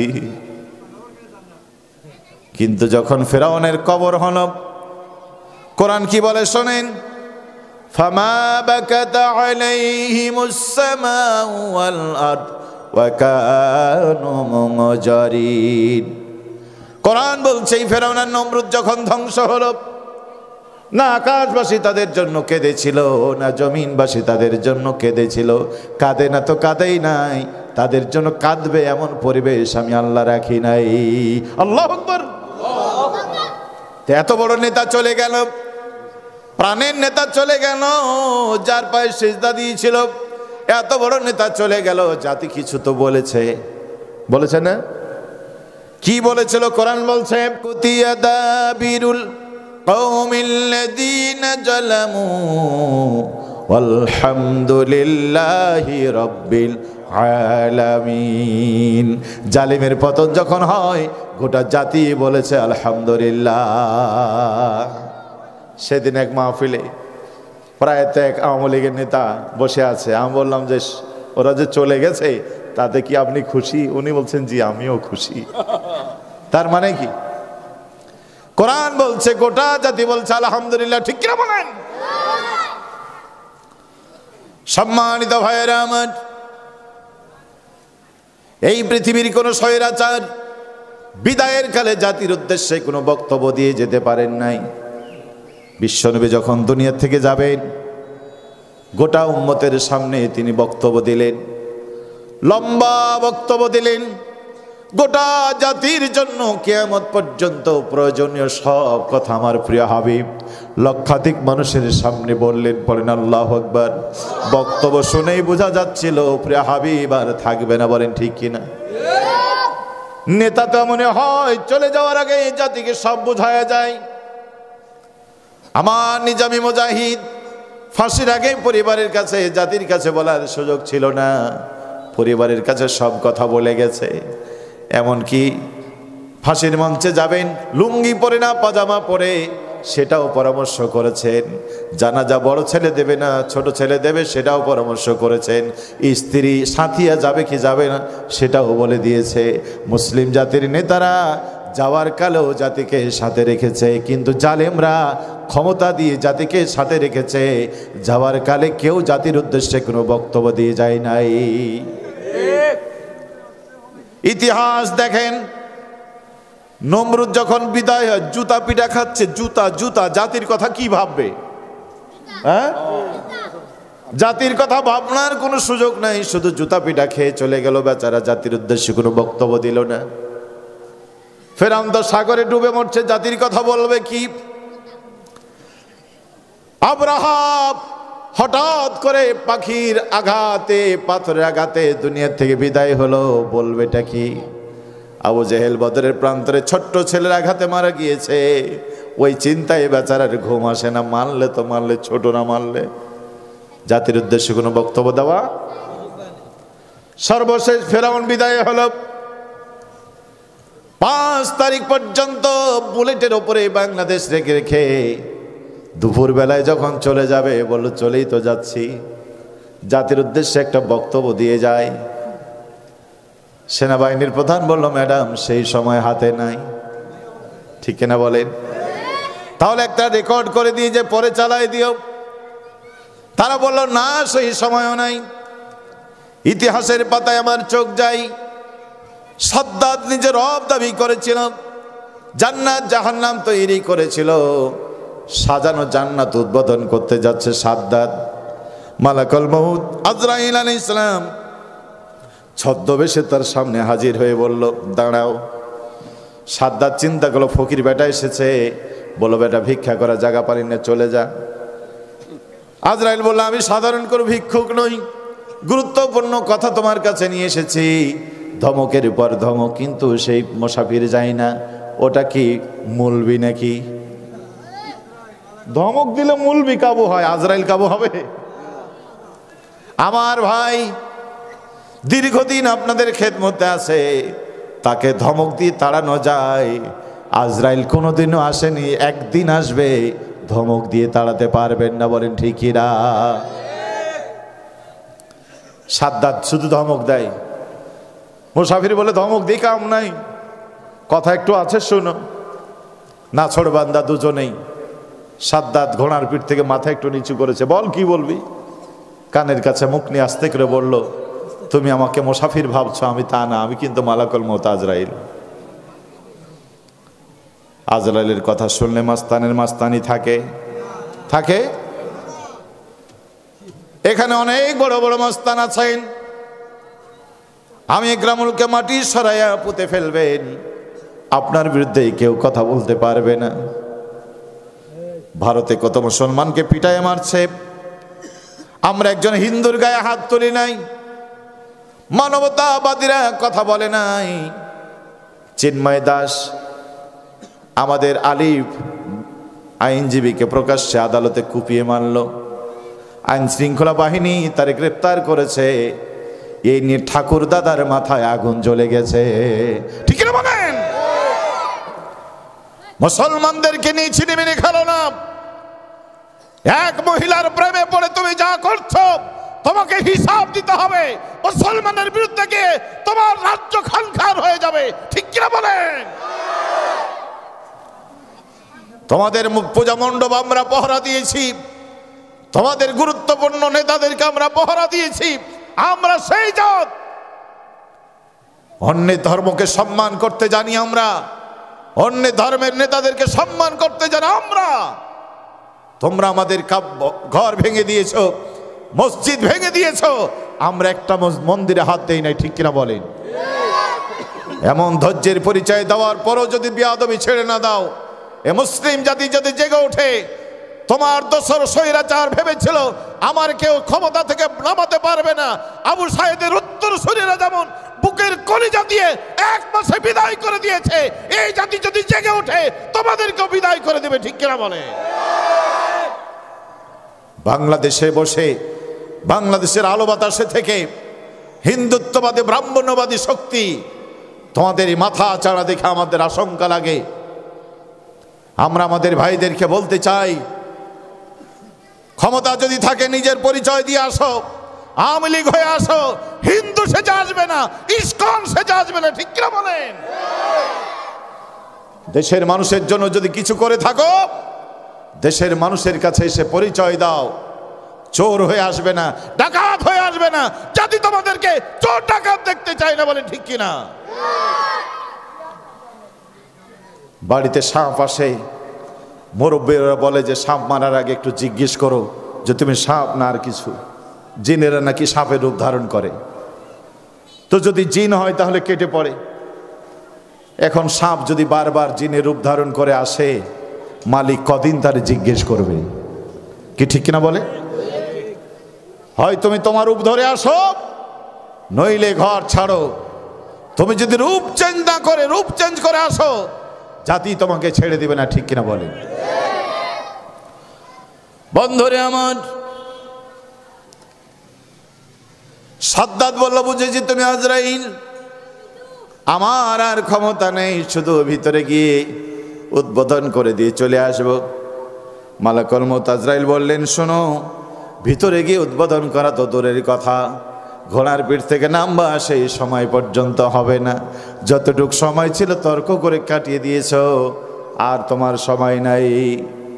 চার বাহিনীর প্রধান বলল, ম্যাডাম, বক্তব্য দেওয়া তো দূরের কথা, লিখিত বক্তব্য দেওয়া দূরের কথা, রান্না করা খাবার খাবেন, গোস্ত পোলাও খাবেন, সেই সময় আমাদের হাতে নাই। রান্না করা খাবার রেখে চলে যাওয়া লেগেছে। বলেন ঠিক কি না? কে করেছেন? অসংখ্য গণিত দিন তোমার পেটুয়া বাহিনী দিনের দায়রা রোজা রেখে ইফতার করতে বসেছে, ইফতার টেবিল থেকে তুলে মেরে ঠ্যাং ভেঙে দিয়েছে, আয়না ঘরে বন্দি রেখে দিনের পর দিন খেতে দাও নাই, মানুষের মুখের খাবার কেড়ে খেয়েছো, আল্লাহ তোমার খাবার কেড়ে নিয়েছে। বলে ঠিক কিনা? প্রিয় ভাইরা আমার, মায়েরা, বোনেরা, আল্লাহ পাক বলছে, ওয়ালতাকুম মিনকুম উম্মাতুন ইয়াদউনা ইলাল খায়র, তোমাদের মধ্যে একটা দল থাকতে হবে মানুষকে যারা কল্যাণের দিকে ডাকবে। কিসের দিকে? কিসের দিকে? কল্যাণ হলো ইসলাম, কল্যাণ হলো আল্লাহ, কল্যাণ হলো নবী, কল্যাণ হলো কোরআন। ইয়ামুরুনা বিল মারুফ ওয়া ইয়ানহাউনা আনিল মুনকার, ভালো কাজের আদেশ করবে, অন্যায় থেকে ফিরাবে। ওয়া উলাইকা হুমুল মুফলিহুন, আল্লাহর কোরআন বলছে তারাই সফল কাম। মায়েরা, বোনেরা আছেন, আজ পারিবারিক জীবনে আমাদের অশান্তি, অশান্তি আছে না নাই? অশান্তির মূল কারণ হলো আমরা কোরআন মানি না, ইসলাম মানি না। ইসলামের যতটুকু বায়ান আমরা করেছি, একতরফা বায়ান করতে গিয়েও আমাদের মায়েরা ঠকে গিয়েছে। আপনারা পিতামাতার খেদমত শুনেছেন, স্বামী স্ত্রীর খেদমতের কথা শুনেন নাই। যত আজ হয় কি হয়? পিতামাতার খেদমতের কথা হয়। স্বামী স্ত্রী দাম্পত্য জীবনের কলহের কারণগুলি এদেশের ওলামায়ে কেরাম সাহস করে বলেও না, বলার পরিবেশও হয়তো পায় না। কি ঠিক না? আপনাদেরকে একটা প্রশ্ন করি তো, স্ত্রী আগে না মা আগে? আবার প্রশ্ন করি, স্ত্রী আগে না মা আগে? সবাই একমত? প্রিয় ভাইরা, এটাই আমাদের ধারণা, মা আগে। এই পৃথিবীর প্রথম সৃষ্টির নাম কি? আদম। প্রথম সৃষ্টির দ্বিতীয় জন হাওয়া, মা না স্ত্রী? হাওয়া মা না স্ত্রী? বন্ধুরা আমার, এই পৃথিবীর প্রথম সৃষ্টি মা নয়, প্রথম সৃষ্টি হলো স্ত্রী। ঠিক কিনা বলেন? আর স্ত্রীর জন্ম হয়েছে দুনিয়ায় না জান্নাতে? দুনিয়ার সব মা জন্মগ্রহণ করেছে দুনিয়ায়, কিন্তু স্ত্রীর জন্ম হয়েছে জান্নাতে। পড়েন আলহামদুলিল্লাহ। ছেলে মেয়ে, মা বোন, ভাই বোন, আত্মীয় স্বজন সবাই সৃষ্টি হয়েছে রক্তের সম্পর্কে। কিসের সম্পর্কে?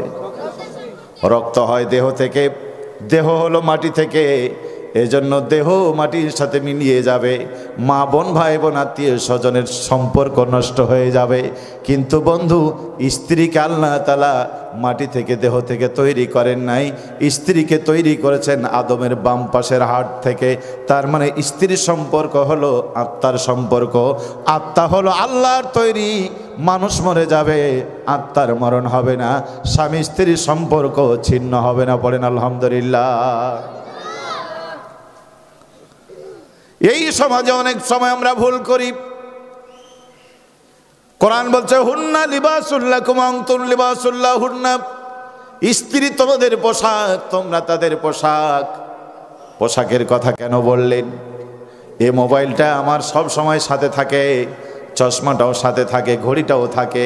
কখনো কখনো আমরা মোবাইল ভুলে যাই, চশমা ভুলে যাই, ঘড়ি ভুলে যাই, মোটরসাইকেলের চাবি নিতে ভুলে যায়। আপনারা কি কখনো শুনেছেন একটা মানুষ বাইরে গেছে, লুঙ্গি নিতে ভুলে গেছে?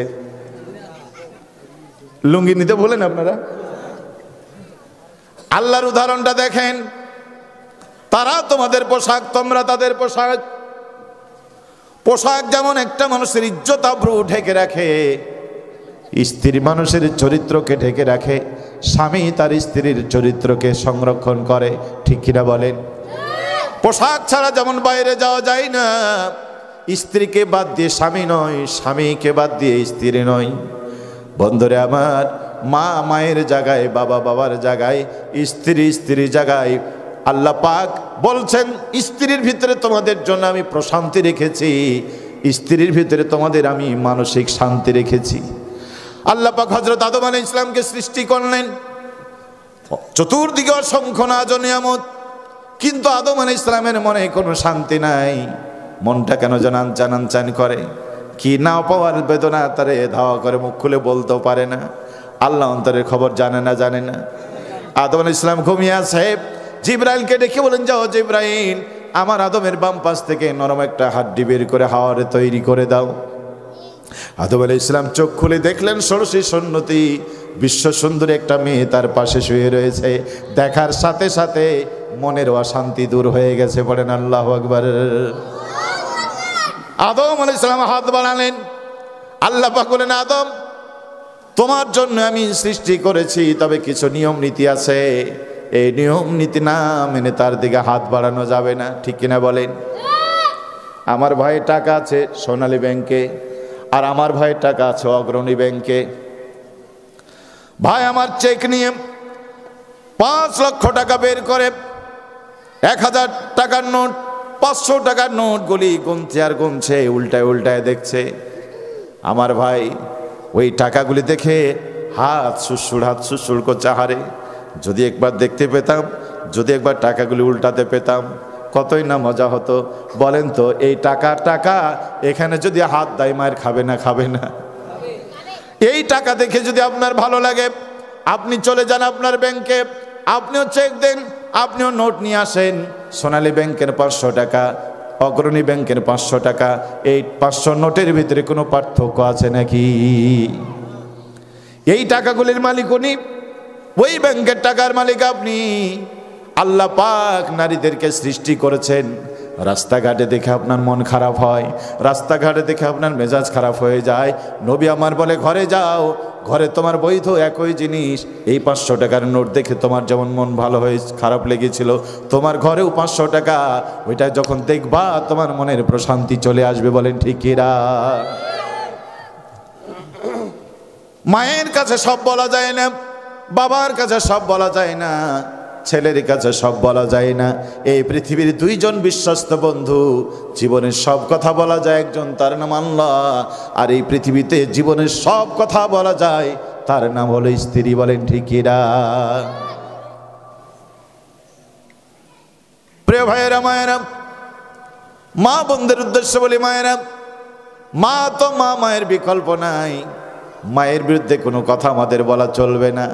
কিন্তু এই পৃথিবীতে কত মায়েরা আছে, ও তো বউ ছিল কতদিন আগে, যখন বউ থাকে তখন শাশুড়ির কথা ভাবে না, শাশুড়ি যখন হয় বউয়ের কথা ভাবে না, ঠিক কিনা বলেন?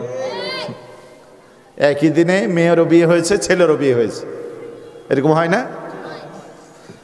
তো মেয়ের বিয়ে দিয়ে একটা জামাই পেয়েছে, ছেলের বিয়ে দিয়ে একটা বউ পেয়েছে। 2 দিন পর জামাই এসেছে বেড়াতে, সারাদিন মেয়ের নিয়ে গল্প করে, বিকালবেলায় ঘুরতে বের হয়। মার মন কিন্তু খুব খুশি, এ পাড়া ও পাড়া বলে জামাই পেয়েছে একটা। মেয়ে ছাড়া কিছুই বোঝে না। জানো, আমার মেয়ে শুয়ে থাকে সকাল 8টা পর্যন্ত, জামাই উঠে চা বানিয়ে নাস্তা করে আমার মেয়েকে ডেকে খাওয়ায়, জামাই একটা কলিজা ভরা। ছেলে রিক্সা চালিয়ে এসেছে, সারাদিন রিক্সা চালিয়ে ক্লান্ত মানুষটা স্ত্রীকে ঘরে ডেকে 1 গ্লাস পানি চেয়েছে, পানি দিতে গিয়ে একটু দেরি হয়েছে, একটু বসে গল্প করছে, ওইদিকে মা বসে বসে কাঁদছে। প্রতিবেশীর মহিলা এসে বলছে, কাঁদছো কেন? বলে, কপাল জ্বলে গেছে, ছেলে কি আমার আর ছেলে আছে? ছেলে এখন বেদখল হয়ে গেছে, বউ ছাড়া কিচ্ছু বোঝে না। দেখেন, একই কাজ জামাই করে, ওতে খুব খুশি, আর ওই কাজ যখন ছেলে করে তখন মা বেজার। আছে না এরকম মা? আছে না? আছে না? ও মা, তোমার মেয়েকে নিয়ে তোমার জামাই গল্প করলে খুশি লাগে, তোমার বউকে নিয়ে তোমার ছেলে গল্প করলে তোমার মন খারাপ হয়। এদেশে অধিকাংশ মায়েদের ভূমিকা এত খারাপ, তাদের জন্য অনেক পরিবারে অনেক স্বামী স্ত্রীর উপর অত্যাচার করা লাগে। মা বোনদের সাথে বিনয়ের সাথে বলি, মা, তোমার রাজনীতির কারণে যদি তোমার বৌমা মায়ের খায়, তোমার বিচার দুনিয়া হবে না, কিন্তু আহকামুল হাকিমিন, আল্লাহর দরবারে তোমাকে দাঁড়াতে হবে। অন্যের বউটাকে নিজের মেয়ে ভাবতে পারছো না কেন? এই জন্য নবীজি বলছেন, মানুষ এই মানুষকে সিজদা করার অনুমতি যদি থাকতো, দুনিয়ার সব পুরুষদেরকে আমি বলতাম তারা যেন মা বাবার পায়ে সিজদা করে। মানুষ এই মানুষকে সিজদা করার অনুমতি যদি থাকতো, দুনিয়ার সব নারীদেরকে বলতাম তারা যেন তার স্বামীর পায়ে সিজদা দেয়। তার মানে পিতামাতার খেদমত করবে সন্তান, পিতামাতার খেদমত করবে তার সন্তান। শাশুড়ির সেবা ইসলাম করার জরুরত নয়। ভালো করে শুনবেন, স্ত্রী শুধুমাত্র স্বামীর জন্য সেবা করবে, স্বামীর খেদমত করবে, স্বামীর সংসার টিকাবে, স্বামীর সন্তানগুলিকে লালন পালন করবে। আমাদের দেশে উল্টো প্রথা থাকার কারণে শ্বশুর শাশুড়ি ননদ দেবর ভাসুর সবার তাল মিলাতে গিয়া নিজের সন্তানটারে দেখতে পারে না, নিজের স্বামীরে সময় দিতে পারে না। ফলে স্বামী আর স্ত্রীর মধ্যে সম্পর্ক দিন দিন অবনতি হতে থাকে, সন্তানগুলি আদব পায় না, বেয়াদব হয়ে যায়। মা যদি সন্তানকে নিয়ে বসে খাওয়াতে পারতো, খাওয়ার সময় হাতটা ধুতে হয়, ডান হাত দিয়ে খেতে শুরু হয়, খাবারটা একদিক থেকে খেতে হয়, মধ্যখানে আল্লাহর রহমত বর্ষণ হয়, খাওয়ার সময় বিসমিল্লাহ বলতে হয়, খাবার শেষে আলহামদুলিল্লাহ বলতে হয়। মা কোলে করে সন্তানকে আদবগুলি শেখাতে পারতো, কিন্তু না, সংসারে এত কাজ, সন্তানকে মা খাবার দিতে পারে না, ওর কাছে দিয়ে দেয়। ও তো ছোট ছেলে জানে না, বাড়ির কুকুর ছাগল যেভাবে খায় সন্তানটাও সেভাবে খায়। মুসলিম সন্তান বড় হয়, খাওয়ার আদব জানতে পারে না। বলেন ঠিক কিনা? সম্মানিত ভাইয়েরা মায়েরা, এই জন্য মায়ের সেবা মাকে দিবেন, বাবার সেবা বাবাকে দিবেন, স্ত্রীর সেবা স্ত্রীকে দেবেন। আর মা বোনদের উদ্দেশ্যে বলি, মারে, তুমি আজকে যে বাড়ির বউ, কালকে তো তুমি শাশুড়ি। দুনিয়ার বউকে জিজ্ঞেস করেন তোমার শাশুড়ি কেমন, দুনিয়ার সব বউ বলবে আমার শাশুড়ি খারাপ। দুনিয়ার সব শাশুড়িকে জিজ্ঞেস করেন বউ কেমন, বলবে বউ দার জালমার খা। কি ঠিক না? এই জন্য আল্লাহ পাক বলছে, ইত্তাকুল্লাহ হাক্কা তুকাতিহি, আল্লাহকে ভয় করো, ভয় করার মতো ভয় করো। অত্যাচার করবে না, অত্যাচারিত হবে না। কিয়ামতের দিন আল্লাহ পাক যদি আমল কবুল করে, সন্তান জান্নাতে যাবে, বাবা জান্নাতে যাবে, মা জান্নাতে যাবে, সবার জান্নাত আলাদা আলাদা হবে। এক জান্নাতে সবাই থাকবে না, বেড়াতে যাবে। কিন্তু আল্লাহ পাক যদি স্বামী স্ত্রীর ইবাদত কবুল করে, আল্লাহ পাক স্বামী স্ত্রীকে একই জান্নাতে রাখবেন, আলাদা জান্নাত নয়। স্বামী স্ত্রীকে আল্লাহ একই বিছানে থাকার সুযোগ করে দিবে। তাহলে স্ত্রীর গুরুত্ব কম না বেশি?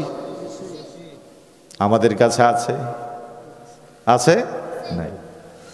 এই জন্য ইসলামের সব বিধান আমাদের বোঝা দরকার। আমরা মৃত্যুপথের যাত্রী বন্ধু, চিরদিন বাঁচার জন্য আসি নাই, চলে যেতে হবে। আপনারা বরফ খেয়েছেন, আইসক্রিম, আগামীকালকে দেখবেন আইসক্রিমওয়ালা আসে, বাক্সর ভিতরে যতক্ষণ থাকে ওই বরফটা ঠিক থাকে, বাক্সের ডালা থেকে যখন বের করা হয় ফোটায় ফোটায় গলতে থাকে। ভিতরে থাকে কাঠি, ওই খড়ি ওই কাঠিটা নিয়ে ছেলেরা দাঁড়িয়ে থাকে, টানাটানি করে, কাড়াকাড়ি করে। ওই কাঠি ধরে যদি জিহ্বার উপরে দেন, আস্তে আস্তে গলে গলে গলে গলে পেটের ভিতরে যাবে। কাঠি যদি আপনি ধরে সিগারেট টানেন, তাহলে আপনার জন্য বসে থাকবে না, ফোটাই ফোটাই গলে গলে ওই বরফ শেষ হয়ে যাবে। আজকে বাসে আসছি, তো একটা হকার উঠেছে, উঠে বলছে যে কি যেন বিক্রি করছে, ও লঞ্চে, এই লঞ্চে আসতে। তো কে যেন বললো যে জিনিস ভালো, তো উনি বললেন যে ভালো নয় তো এমনি, খারাপ জিনিস কেউ কিনে? আমি বললাম যে খারাপ জিনিস কিনে না মানে? বিড়ি কত ভালো জিনিস, কি বিড়ি কত ভালো জিনিস, বিড়ি কিনা লোক আছে না নাই? গাঁজা কত দামি জিনিস, ভালো জিনিস, গাঁজা কিনা লোক আছে না নাই? বন্ধুরে আমার, বিড়ি হারাম, গাঁজা হারাম, ইয়াবা হারাম, ফেনসিডিল হারাম, কোরআন বলেছে। দেখেননি? আজকে দেখে যান সাপের পা। আমার সাথে আর একজন ছিল মাওলানা সোলাইমান কবির নোবানি। আমি বললাম দেখেন ভাই, লোকটা শুরু থেকে শেষ পর্যন্ত সব কটা মিথ্যা কথা বলছে, আরে মিথ্যা কথা শোনার জন্য লোকেরা কেমন কান খাড়া করে রয়েছে। আপনি আমি মাহফিলে যাব, পৃথিবীর সব থেকে সুন্দর কথা, সত্য কথা বলবো, লোকেরা আসবে, কিন্তু ওই সত্য কথা অনেকেই শুনবে না, কানে আঙ্গুল দিয়ে বসে থাকবে, চোখের সামনে পর্দা দিয়ে যাবে, যাওয়ার সময় বলবে এটা মাহফিল হলো। আছে না নাই? আছে না নাই? সাপের পা দেখার জন্য দাঁড়িয়ে আছে, ও সাপের পা দেখাবে। কথাটা সত্য না মিথ্যা? মিথ্যা কথা শোনার জন্য লোকেরা কান খাড়া করে আছে, সত্য কথা শোনার জন্য জাতির কান খাড়া নাই। ঠিক কিনা বলেন? বাটপারের পিছনে কত মানুষ, চোরের বিরুদ্ধে কত মানুষ, ডাকাতদের পিছনে কত মানুষ। আপনাদের ভোলাকে জ্বালিয়ে পুড়ে শেষ করে দিয়েছে যারা, যাদের চরিত্রে ঠিক নাই, আমল আখলাকের ঠিক নাই, তাদের পেছনে হাজার হাজার মানুষ। আলেমদের পিছনে জাতি যেতে রাজি নয়। বন্ধু, গাড়িটা যদি হয় ঢাকার, গাড়ি যদি যায় ঢাকা, ওই গাড়িতে যদি তুমি চড়তে পারো বন্ধু, সিট যদি ভালো পাও তো ভালো, সিট যদি ভালো না পাও দাঁড়িয়ে থাকো। দাঁড়ানোর সুযোগ যদি না থাকে, টয়লেটের সামনে দাঁড়িয়ে থাকলো ঢাকা যাওয়া যায়, ওই গাড়ির বাম্পার ধরে ঝুলে থাকলো ঢাকা যাওয়া যায়। কষ্ট হবে কিন্তু এক সময় তুমি ঢাকায় যাবে, ঠিক কিনা বলেন? কারণ গাড়িটা যাচ্ছে ঢাকায়। কিন্তু যেই গাড়ি যাবে বরিশাল, ওই গাড়িতে যদি আপনি উঠেন, সিট ভালো পাবেন, বসার জায়গা পাবেন, শুয়ে থাকার জায়গা পাবেন, কিন্তু গাড়ি যেহেতু বরিশাল যাচ্ছে, আপনি আরামে থাকবেন বন্ধু, বরিশাল যাওয়া হবে, ঢাকায় যাওয়া হবে না। ঠিক কিনা বলেন? যে দলে আছেন আপনি, হয়তো ওই দল আপনাকে মহাসচিব বানিয়ে রেখেছে, যুগ্ম সম্পাদক বানিয়ে রেখেছে, জেলা কমিটির সদস্য বানিয়ে রেখেছে। ইসলামের দলে আসলে বন্ধু হয়তো এত বড় চেয়ার পাবেন না, কিন্তু ইসলামের দলে যদি আপনি কর্মীও হয়ে থাকেন, নবী আপনি হওয়ার সুযোগ নাই, সাহাবী আপনার হওয়ার সুযোগ নাই, আপনি বড় আলেম হতে পারবেন না, সাইদি হতে পারবেন না, আল্লামা শফি হতে পারবেন না। আপনি যদি সাধারণ কর্মী সেজে, এই গাড়ির যাত্রী সেজে আপনি যদি বাম্পারটা ধরেও থাকেন, এই কোরআনের গাড়ি যেহেতু জান্নাতে যাবে, কষ্ট হবে, এক সময় জান্নাতে চলে যাবেন। বলেন ঠিক কিনা?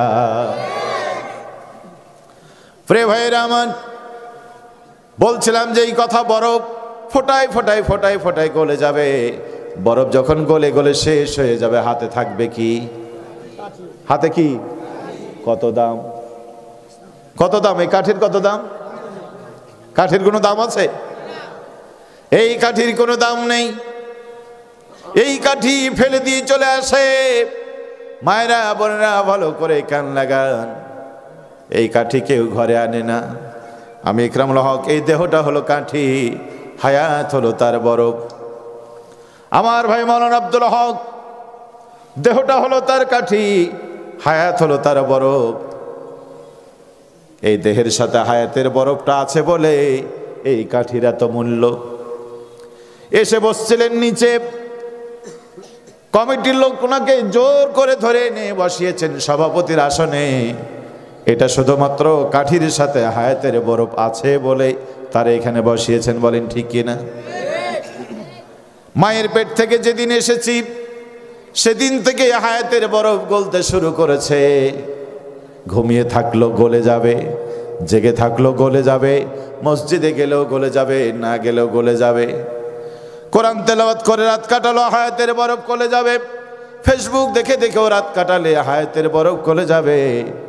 গলে গলে গলে গলে গলে একদিন হায়াতের বরফ শেষ হয়ে যাবে।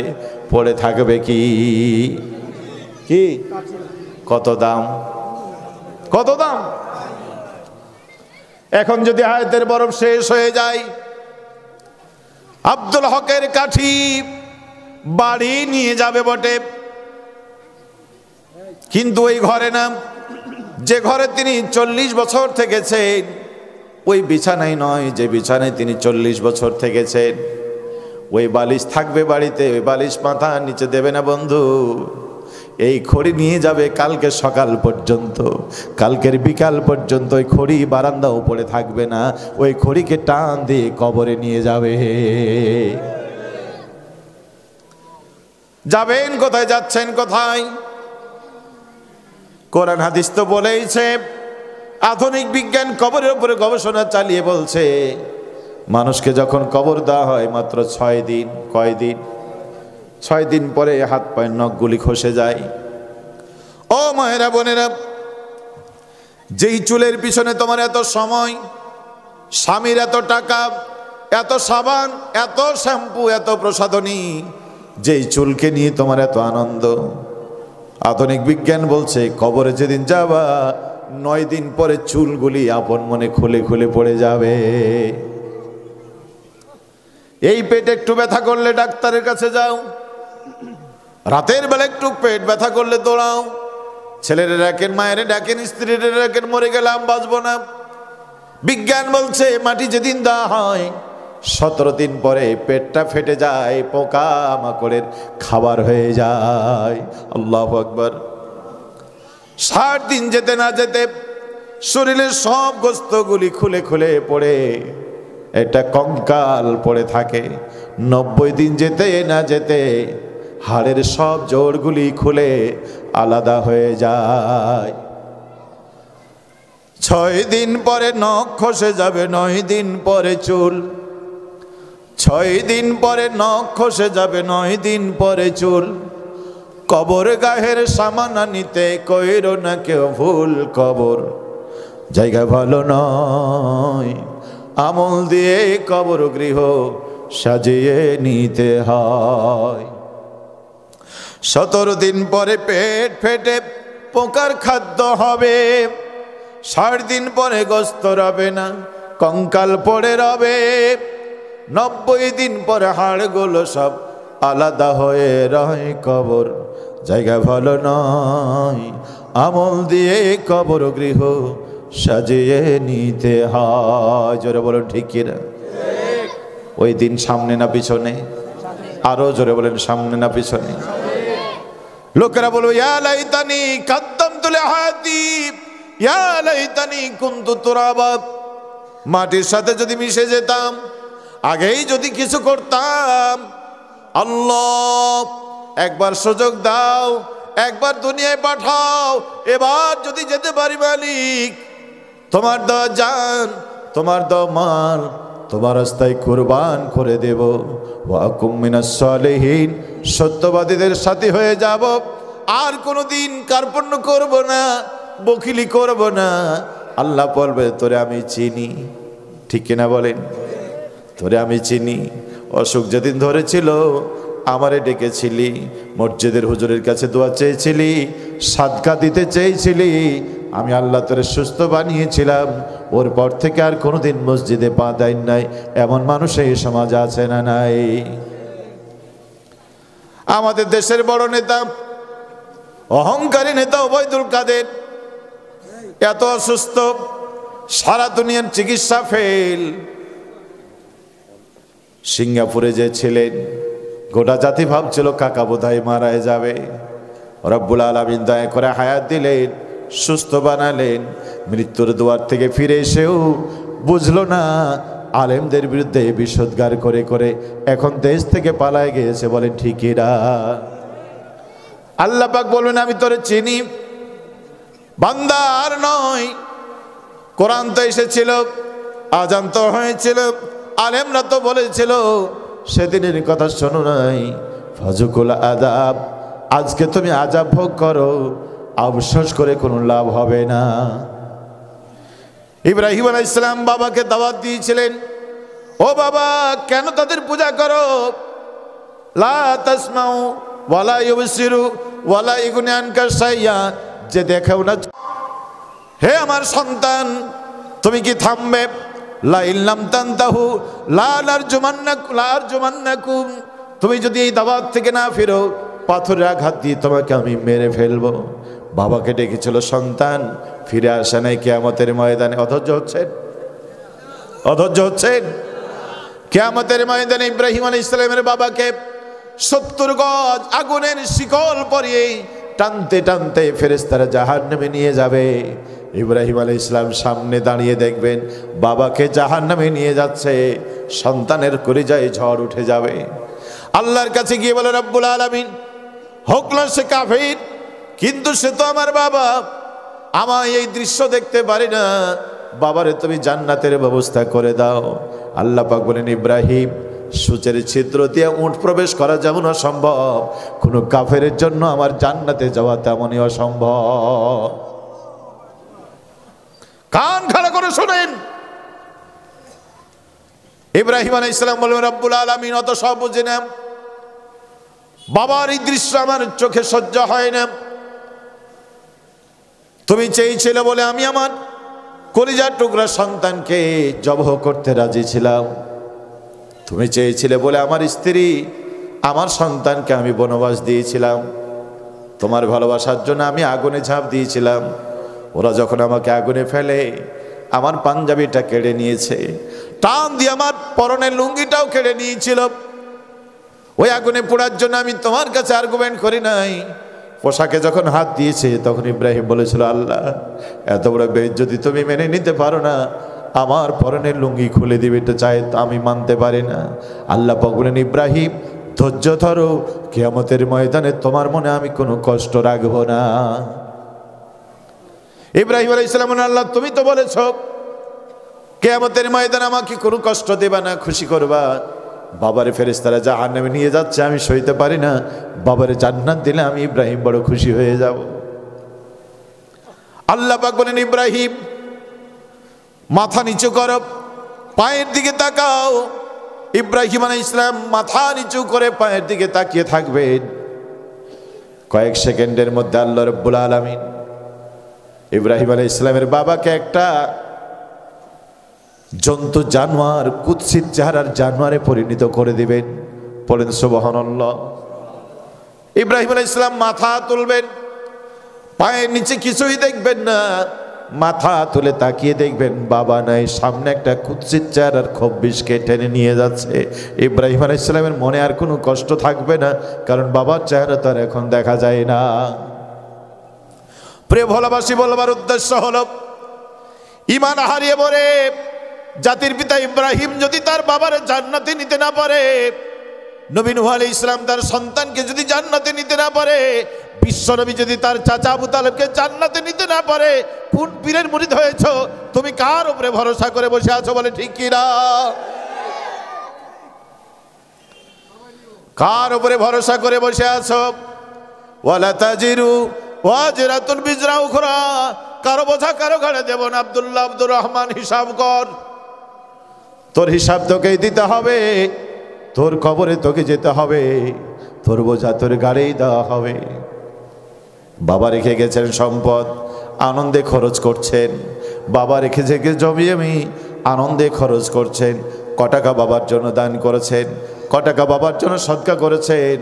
মা কবরে বলছে, ছেলে আমার একটা শাড়ি লাগতো বছরে, একটা শাড়ির টাকা দে মসজিদে, আল্লাহ পাক তোরে মাফ করবে, আমারে ক্ষমা করবে। কই দিতে তো পারলেন না। আপনি যেমন দিতে পারেন নাই, আপনিও মারা যাবেন, আপনিও মারা যাবেন, আপনার সন্তান থাকবে, আপনার জন্য ওরা খরচ করবে না, আপনার জন্য তারা দান করবে না। সেদিন কাঁদবেন সন্তানের কাছে এসে, আপনার কান্না শোনার সময় ওদের থাকবে না, কারণ ওদের কাছে অ্যান্ড্রয়েড ফোন, ওদের কাছে আছে স্যাটেলাইটের কেবল, ওদের কাছে আছে ইউটিউবের চ্যানেল। ওটা দেখতে দেখতে আপনি বাপ কবে আপনাকে ভুলে যাবে। কি ঠিক কিনা বলেন? প্রিয় ভাইয়েরা, মায়েরা, এই জন্য বিনয়ের সাথে আপনাদেরকে বলি, মরণ কখন চলে আসবে আমরা কেউ জানি না, কিন্তু মরণ আসবেই বন্ধু। ইদা জাজালুহুম লা ইস্তাখিরুনা সাআতা ওয়া লা ইস্তাকদিমুন, সময় যখন হয় 1 সেকেন্ড আগেও আসে না, 1 সেকেন্ড পরেও হবে না। সাদ্দাদের এত টাকা, কারণের এত সম্পদ, মরণের পরে কিয়ামতের দিনে বলবে মা আগ্নিয়ান্নি মালিয়া হালাকান্নি সুলতানিয়া, মাল কোনো কাজে আসছে না, ক্ষমতাও কাজে আসছে না।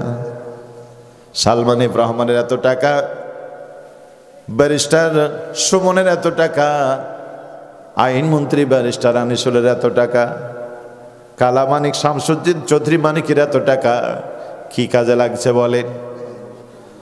দুনিয়ার জীবনে সামান্য অপরাধ করে 4 দলের ভিতরে লোহার শিকলে বন্দী আছে। দুদিন আগে যারা ছিল রাজা, দুদিন আগেই ছিল যারা সম্রাট, দুদিন আগে যাদের জীবন ছিল সাজানো, আমার ভাইয়েরা দুদিন পরে তারা 4 দেওয়ালের ভিতরে বন্দী। একবার ওরাও ভাবেনি, আমরাও তাদেরকে ভাবিনি। চক্ষু বন্ধ করে দেখেন বন্ধু, একটু পরে ঘুমাতে যাবেন, ঘুম যদি ভাঙে হয়ে যাবে সকাল, ঘুম যদি না ভাঙে বন্ধু হয়ে যাবে পরকাল। রাজার হালতে চলছি, আজান শুনে যায় না, নামাজের ডাক আছে যায় না, কোরআনের ডাকছ যায় না, রমজানের চাঁদ উঠেছে যায় না, বাবা মা আছে সেবা করি না, স্ত্রীর হক জানি না, মায়েরা বোনেরা স্বামীর কথা মানতে চাও না। মারে বোন কখন ডাক চলে আসবে, ও ভাই ও যুবক কখন ডাক চলে আসবে? মরে যখন যাবা আনুশীলের মতো কাঁদবা, ব্যারিস্টার সুমনের মতো কাঁদবা, কেঁদে কোনো লাভ হবে না, বলেন ঠিকিরা? এই জন্য আল্লাহর ঘর মসজিদ না মাদ্রাসা, এই মাদ্রাসা